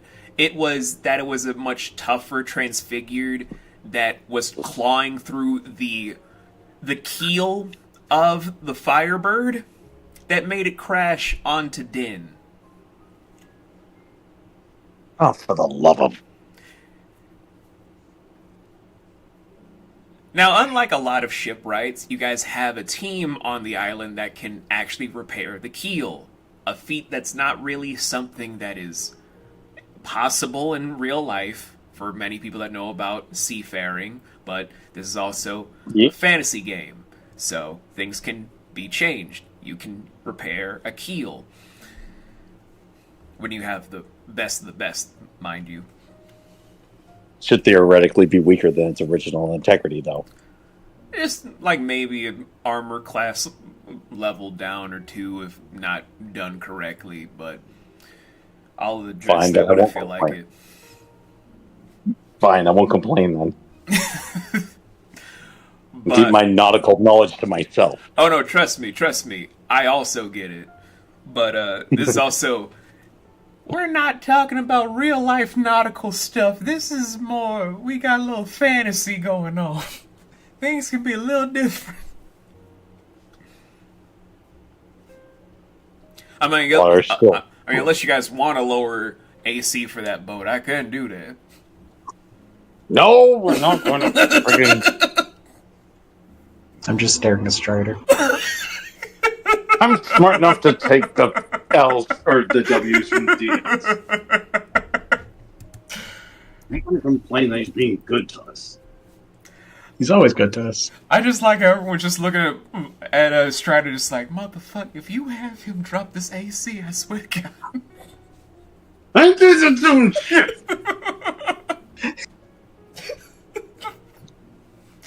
But that same Transfigured that technically you guys left half dead is going to be targeting first the weakest link, where ironically it's the Cobalt that they deem the weakest link, because out of all of you guys at the current table, the Cobalt is deemed weaker than even the Sorcerer. I'm freezing this fucking thing. If you can find it, I will make it a block of ice if it even tries. If you can find it in time. Oh, I'll find it.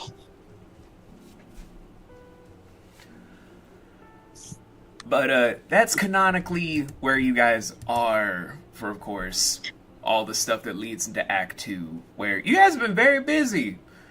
Voice the Child is in a very weird place, because they've been like, a small Splinter Cell have been destroying some of our facilities, taking out some of our lower ranked members. We're kind of a little bit worried that things are just going a little bit haywire. And y'all are just like, we're just mad. We think you kidnapped Tiny. We want revenge. Bring us your living. We're gonna make them dead. Bring out your dead. We don't have any dead. We're about to remedy that. Then we guys found out Tiny's okay. Now it's just like, okay, we're calm again. Does that mean we get to live? Hell no. No. We are deciding to just simply beat them with their little lives in high heels, and they're crying. I'm turning them into popsicle, complete with stick. I mean, basically, yeah. But that's basically how you guys got everything for the transitional period to go into Act 2, where there is just a lot to do now, where the adventure is going to be a little bit tougher. Hopefully the dice agree, because, again, I want to say everything's going to be harder in combat, but that's, again, for the dice to decide. That's not up to me as the DM. Nat 20s, nat 20s, nat 20s, nat 20s, nat 20s. Stop rolling nat 20s. They haven't even started. But I'm slaughtering all the goats for next week. But I will say, as we're prepping for this as like the big thing before, I actually gave you guys a small surprise for a sneak peek into Wavemaker for a class that Laurel really wanted to see getting made. It's almost ready for playtesting. I'm just going to be making the subclasses soon. As we're going into Act 2, what is the mission statement that's going in for your characters for what's going to happen next? Because Act 1, you guys were just trying to get your footing together. You're exploring the world. You're trying to find yourselves.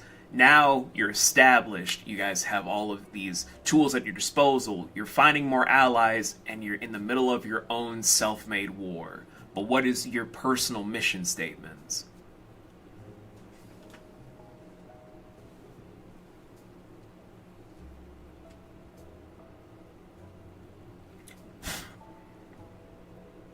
I might have to get back to you on that. Take your time.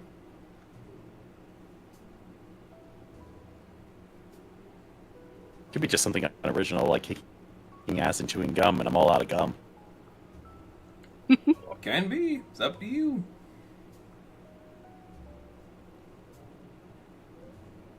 Cobalt's in the ship.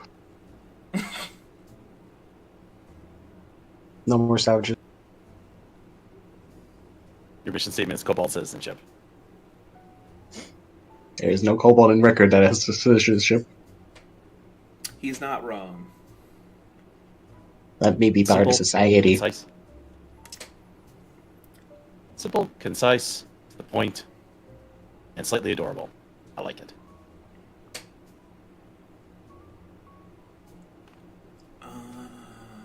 Yeah, I'll put it in that channel in advance.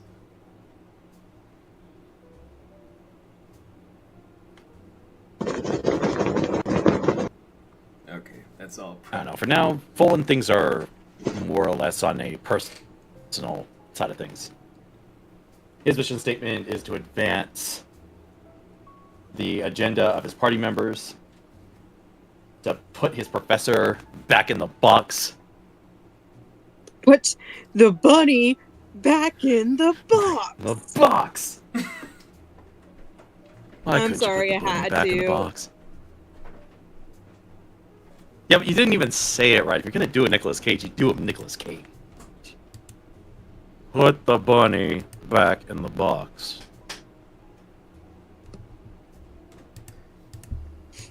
You really have to not care. That's pretty much Nick Cage in a nutshell. Yeah, but I was Yeah, especially him mimicking nowadays. Oh my a God. character that is created that was a huge fan of his. So, It's a Homestuck joke. Got you.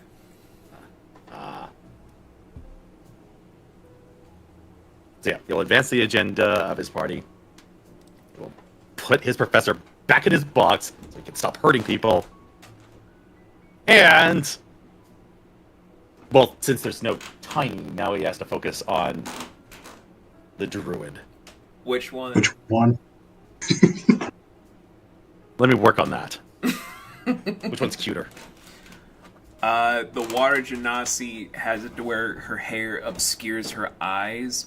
She's wearing a Cheng Song dress with very puffy pants to kind of just hide her lower figure.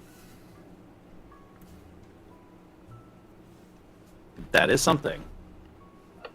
But then it's up against a kobold. This is a very difficult choice. I'm gonna have to get back to you on that one. Fair enough. But whatever. 2 mission statements is good enough for now. Yeah. D's? What about you?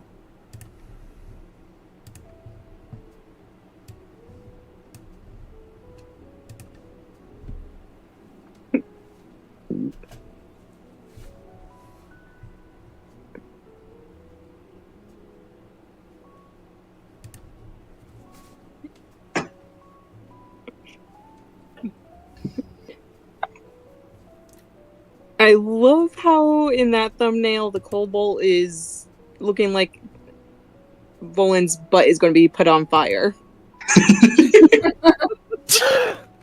Exactly. Might want to put the kobold actually in the middle. Nah. No, the kobold's perfect. She is going to set my ass on fire, and then I'm going to freeze her tail off. I knew exactly what I was doing with that pairing. I knew exactly what I was doing with that pairing. Besides, I can't catch fire. You said that's just fire. That's magical energy. But back to D's. What's your mission statement for Act 2?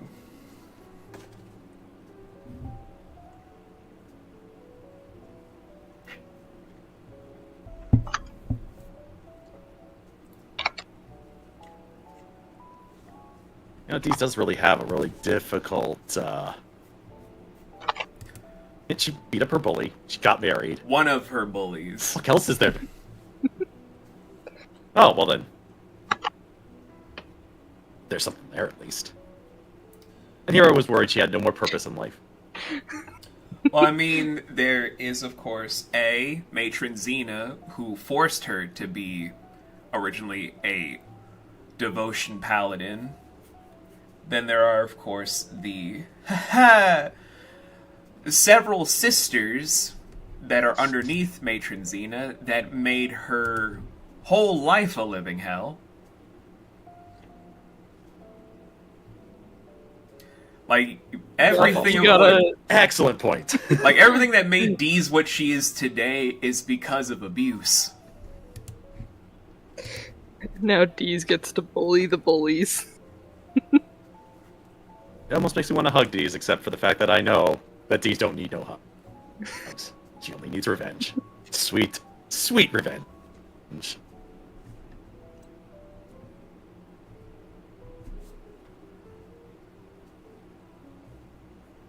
Yeah. Yeah, I guess Deez's mission statement would kind of be like bully the bullies or get revenge on her bullies. And get my wife's power back. I mean, who's to say she didn't get her powers back? Okay, DM, did she get her powers back? You guys never Alright, checked. Alright, keep the secrets. Are you really trying to tell me that Deez didn't check this entire time? No. It's Deez. Alright, then you go secrets. Alright, then. At least Anne heard me. God. If anyone's I got heard you, but I didn't know the freaking reference. if anyone's got me, Anne's got me. You know what's funny is I knew the reference, but I've never seen the movie. I've Not seen that the funny. movie because I used to be married to someone that was obsessed with Lord of the Rings. It's a good book. Not the Series. book, just the movies. Ah, fuck the movies. Books are better. Yeah, you heard me. I wasn't disagreeing. Yeah, well, I'm talking to the chat who might disagree. I got the 4-hour extended edition on all the movies, and I still say the books are better. Yeah, Sam, there's a lot about my life I don't really share. I was gonna say most of the time the books are better than the movies. Yeah, you do need Yeah. to read the book, Sam. This is the... Yeah, that is somewhat true, I guess. It depends. Sometimes there's no saving a book. Sadly, no. Yeah, sometimes you can't say. Jay, what is Bello's mission statement going into Act 2? I don't know.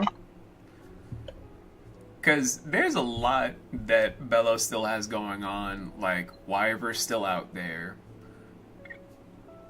You have another alliance you have to make with Princess Paige, ruler of the Yep. Order of Mutants. So we can have X-Men up in here. Technically, yeah. God. Just no Kitty Pride. I mean, Hey, Kitty Pride's great. there technically is a Blood Hunter that can phase through any solid matter under her order, but As long as there isn't a Nightcrawler as well as a perv on her, then it's fine. hey, Oh, don't you trust him. we're not going there. Leave Kurt Hey, Wagner you touch him. alone. Did we talk about this last time? If no one got me, I know Anne got me. Can I get a hallelujah? Hey, Roland, if you really keep pushing it, I will make a character that is literally Nightcrawler 2.0. I mean, then I'll just make fun of his religion. I already make fun of religions. Don't try me. You're only making them stronger.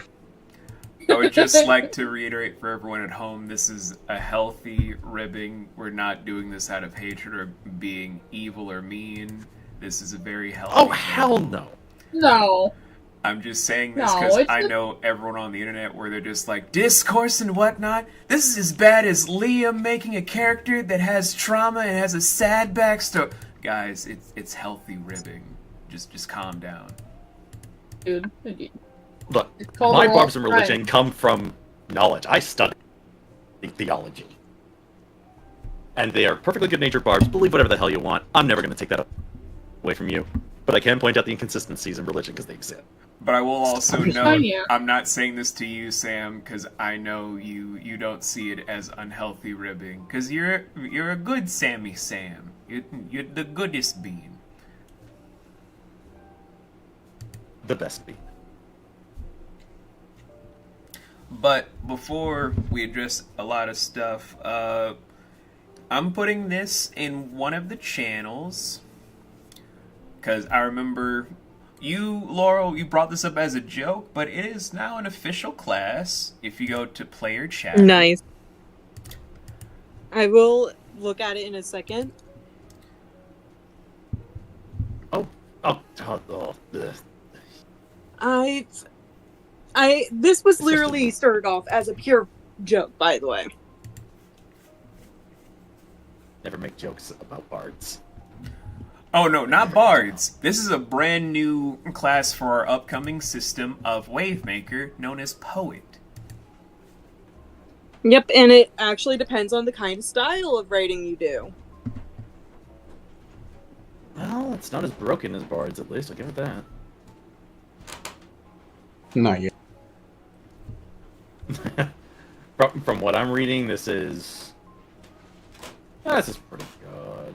I need a little bit of testing up against the other systems. I definitely want to Its make a own- its own character to little test that out at some point. I'm still writing Yeah, up its own the... little bubble. It's actually good. Yeah, I'm still writing up the subclasses. I started up the Desperado subclass for Gunslinger, so that's going to be done first, and then I think either Rancher or Raider for Gunslinger before I go into the Poet subclasses. So when that's finished, along with doing some stuff with the... I also finished the brand new Martial class, which is replacing Monk, known as Hermit, where that hits harder than Monk ever will. I'm sorry, D&D. I had to make it better, because I used to street fight. I know what it's like to actually put power behind your punches and kicks. I had to make it better. Gotta go in like fucking Yakuza. Yeah, monks be kind of crap. Which is sad, They because hit I'm a lot of I'm times, but monk they don't hit very mage. hard. Yeah, no, I like me my monks too, but all they do is hit a lot, just not very hard. Yeah. Well, that's why, you gotta have someone to bulk them up. Hey, how you doing? I mean, ideally, yes, you do need to bulk them. But I'm giving you guys that in advance because I promised you guys a sneak peek before we go into anything else. So let me pause the background music and get something else for the ambiance for everyone listening at home. Because we hear none of it. It's fine. Trust me, it's more than fine. Of course. Just gotta wait till this one commercial is finished. But before I go into this little sneak peek, I'm just gonna ask you guys, have you ever heard me introduce or do anything with Razel himself at any point in the campaign? That's for everyone that's ever had a campaign with me. Not to my knowledge. No. Maybe once, but I don't actually know. Like, did I ever use his voice? Again, I don't know. I want to say yes, but I genuinely don't know. Interesting. Let me just open up my bottle of water, because I need to have something fresh on my vocals for this. Now, the voice I've been trying to do for this is technically one of the hardest voices to do, and I still can't do it correctly because it's a voice of one of the most legendary people in entertainment. I can't replicate it because it's godlike, but it's the best I could do. Not even Epic Voice John could do this voice justice, and he's the only one that can go close to it, so... Imagine everyone here.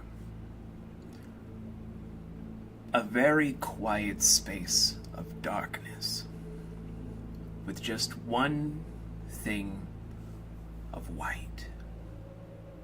A throne floating in nothingness. There's no sights, no sounds, no nothing.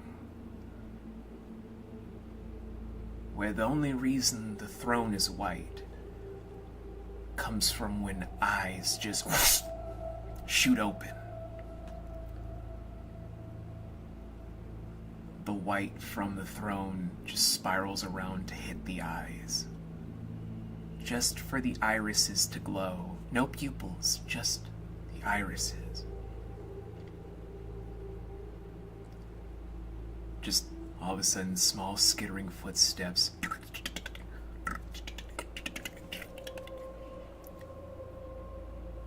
In the darkness just comes other glowing eyes. Before hearing just the familiar voice of a small child. You seem to be very quiet there, Razzie. Why are you just all stuck back here for no reason? The white eyes shoot towards where the voice comes from as just a small outline of an image starts to slowly manifest into the child god himself of Enos Prevail. The white irises then shoot forward to then finally hear the voice respond after just a few moments passing. Well, I'm merely just wondering. Just one small, insignificant thing. And what would that be, Razzie? We're so close to our own powerful goals to find my mom and dad. And you, I can finally give you your greatest wish. After so long from when you knew my grandparents and their parents, I can finally give you... And that's not enough! I thought I told you that there are distractions that need my attention.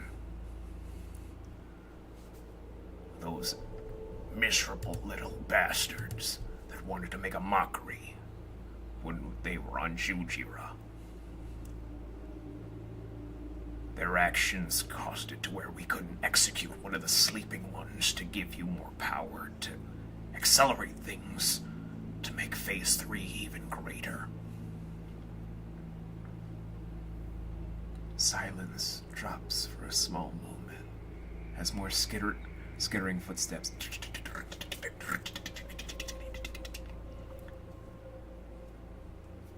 The silence still envelops for a time. The glowing irises go out to then just have a glowing throne with the outlines of a high elf. No discernible markings except for the long hair, pointed ears. Just an elderly figure sitting there with unknown length of fingernails, unknown length of fingers or toes, just the outline of a being.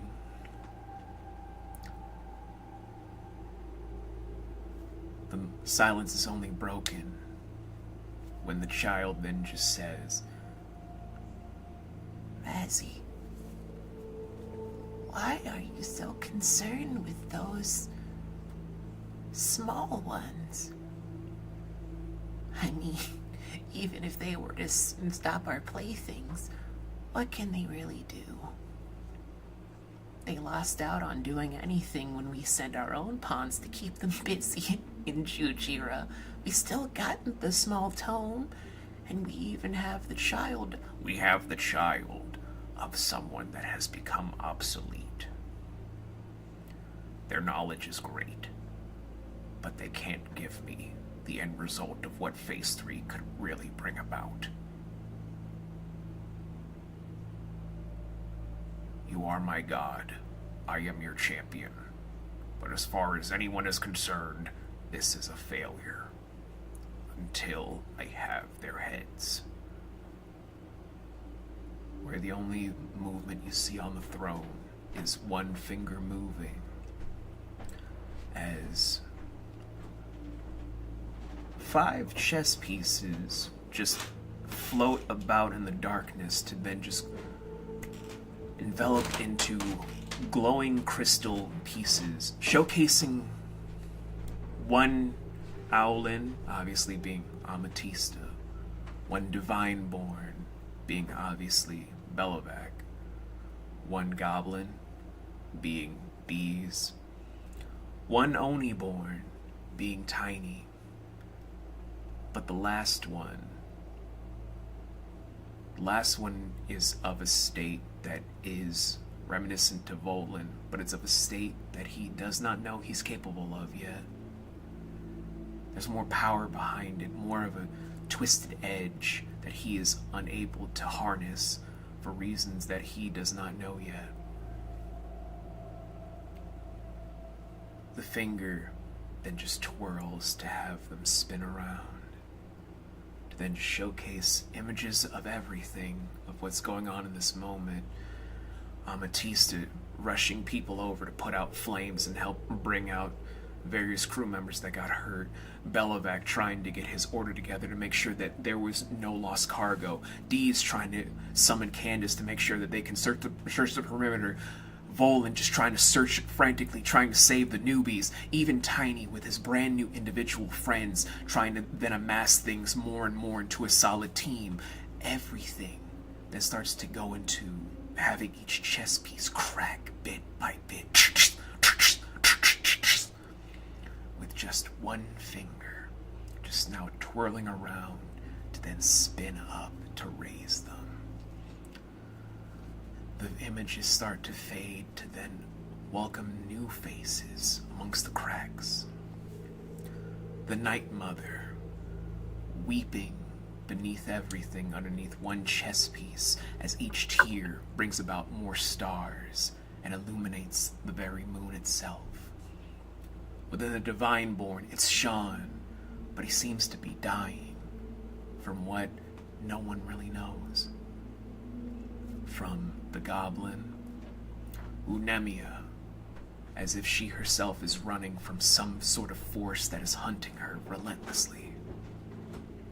From Tiny, an individual that seems to be brandishing off as a human, but seems to have more power than what lets on.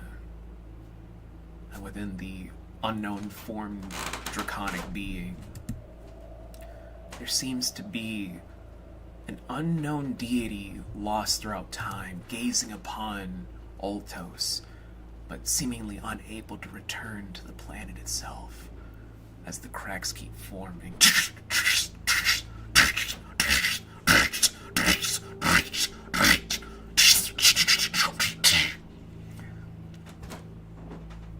Pieces then start to slowly form down, to touch down to the ground. Throughout this whole encounter, Enos has not changed an expression, still looking bright-eyed at the man he calls Razzie on the throne. Where he only breaks the silence to just state, You worry too much, Razzie. We're totally fine. There's no problem. And if they do end up causing some ruckus, just break them like you have done numerous times throughout every exercise we've done before. Or after that, the eyes open yet again. The room goes from being dark to spread out into a pure white room. Or it appears to be white in certain parts, where it opens up to just showcase various different replicas of every member of the Council of 1,000 Names, eviscerated and murdered in various unique and unknowable ways. The High Elf is still undiscernible, now hiding in a blanket of bright lights, looking upon each and every eviscerated figure, studying all the anatomy things, going over everything that he has witnessed about these individuals. Be that as it may, Phase 3 has begun. We need to make sure that when the time arises, they get a front row seat to what we have amassed before we break them. Very well there, Razzie. I guess we'll just see when it comes. And with the laughter of a child going through, Enos vanishes into dust. As the one they call Razzie looks around a little bit longer before closing his eyes, darkness seeps around to just only have the white throne. And all he says to himself is, "The Council of 1,000 names. Yet I can see 1,000,000 ways that they can die." Then the scene fades to nothing. That's your guys' preview. That man needs to take a chill pill. Well, I've got a pill for him. It's cold and mixed with fire. It's a suppository. So guys, that's Bishop Razel. Oh, grand. He's a bishop. He's a bitch. He's also the leader of the Voice of the Child. Oh, my dream.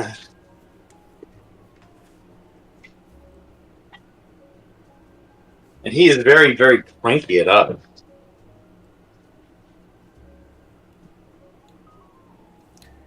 We keep him up at night, making him think of all the ways he wants to kill us and can't. He is over 900 years old. Well, that just means he just spent 900 years accomplishing nothing. Or so you think. All are equal in death. God damn it, Anne.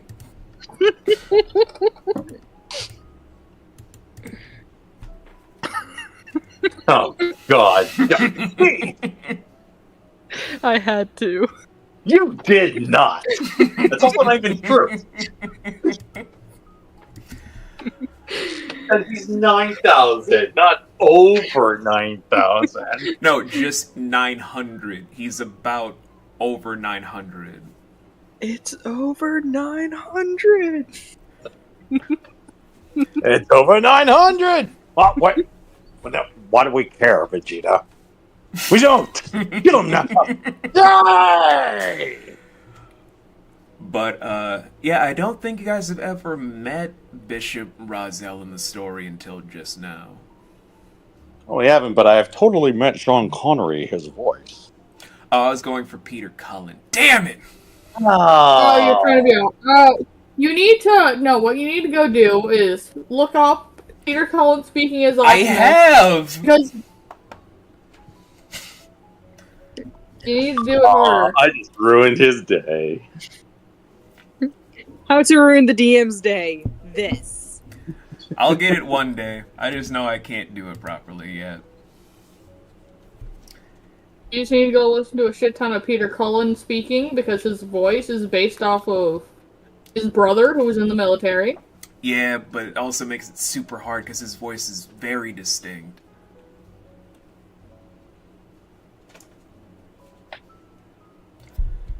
And Fluff, you were quiet. What are your thoughts about the bishop? He's interesting. He needs to touch grass. That's just to add to the funny banter. But he's genuinely interesting.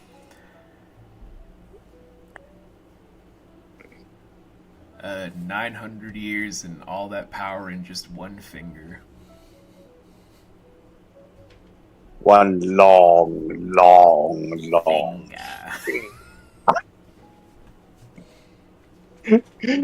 Oh God, why do you know that reference? I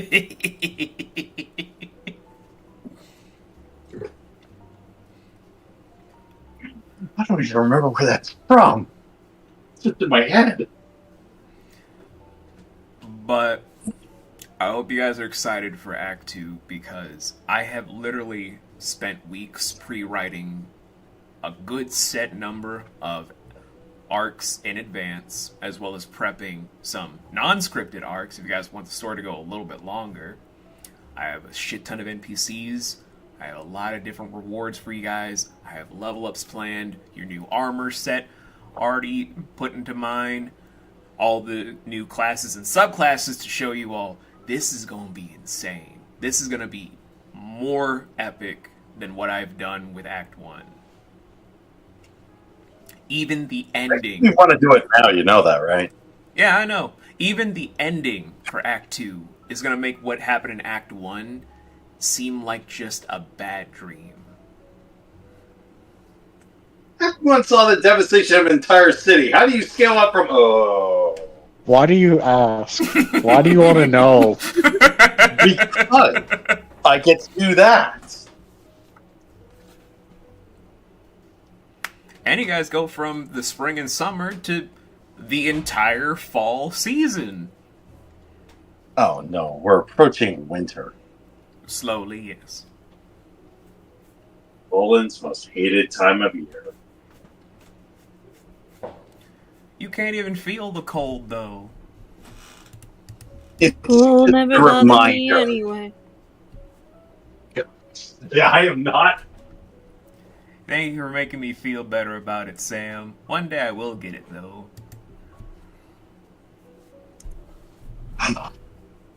Why do I feel like one day Volan's going to be singing Let It Go? If he does, I swear to God, rocks fall, everyone dies. Oh, come on. You know that there's a part of you who wants to see that. Let me go make a character that uses winter powers and then constantly references Let It Go. I hate it here. How to kill off a couple early. Just make it nothing but winter. New council without the names. The entire choir that just sings Let It Go. Listen, all you All gotta barred. do is give him the cold shoulder. Suddenly, Enos is summoned way earlier than planned. Ah, God damn it. He was thinking it. He was thinking it. Y'all need to chill. These jokes are terrible. Oh, who's giving me the cold shoulder now? Okay, now you're just repeating. I'll chillax. Okay. I swear to God. Every fucking day. Listen, I'd be room temperature, but I'm here trying to relax. Remember, you missed us. I did. I missed this. I missed this so much. But God damn it, y'all. Like, say you're warming up to...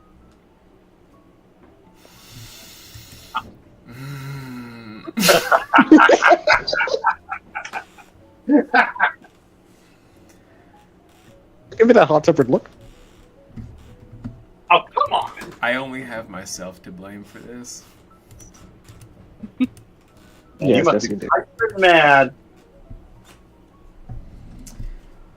But from all that stuff and more, welcome guys to Act 2 of Campaign 1.5. The stakes have been raised. The danger is now completely set with no longer a safety net. The kid gloves go off to where a lot of the resistances and immunities that didn't implement in Act 1 will be in full effect for Act 2. Things are gonna get more dangerous. And I hope you guys are ready for the ride, both at this table and you at home. We are not. Are you saying I thought we were doing it next week. Are They're saying it's gonna get spicy. So, I want to thank all of you for watching this Shoreside Chat. Whether it was episode 3 or 4, we will double check. It's probably episode 4. I don't know. We've had a whole lot of sessions, a whole lot of stuff's been going on. It's hard to keep track, but come back next week for the official session 52, episode 53, where we're gonna probably kick off a few things, maybe some fast action combat, maybe some other stuff, introduce some brand new NPCs, like someone that's trying to hook up with Volan, and, you know, do a whole lot of some other elements that bring into the affair that things are getting bigger for the Council, but danger is looming above all of these lighter affairs that they have to deal with first. So, for all of this stuff, before I close this out, if you guys want to introduce yourselves one last time for everyone before we prepare for next week, please do so. Good night, everyone. I am Candy Trickster, spelled with an X. I play Amethysta Silvercrown Kaishin. Good night, everybody. I am Strider Darkhor. I play Valu Volan, the Ascended Dragon Touch Sorcerer.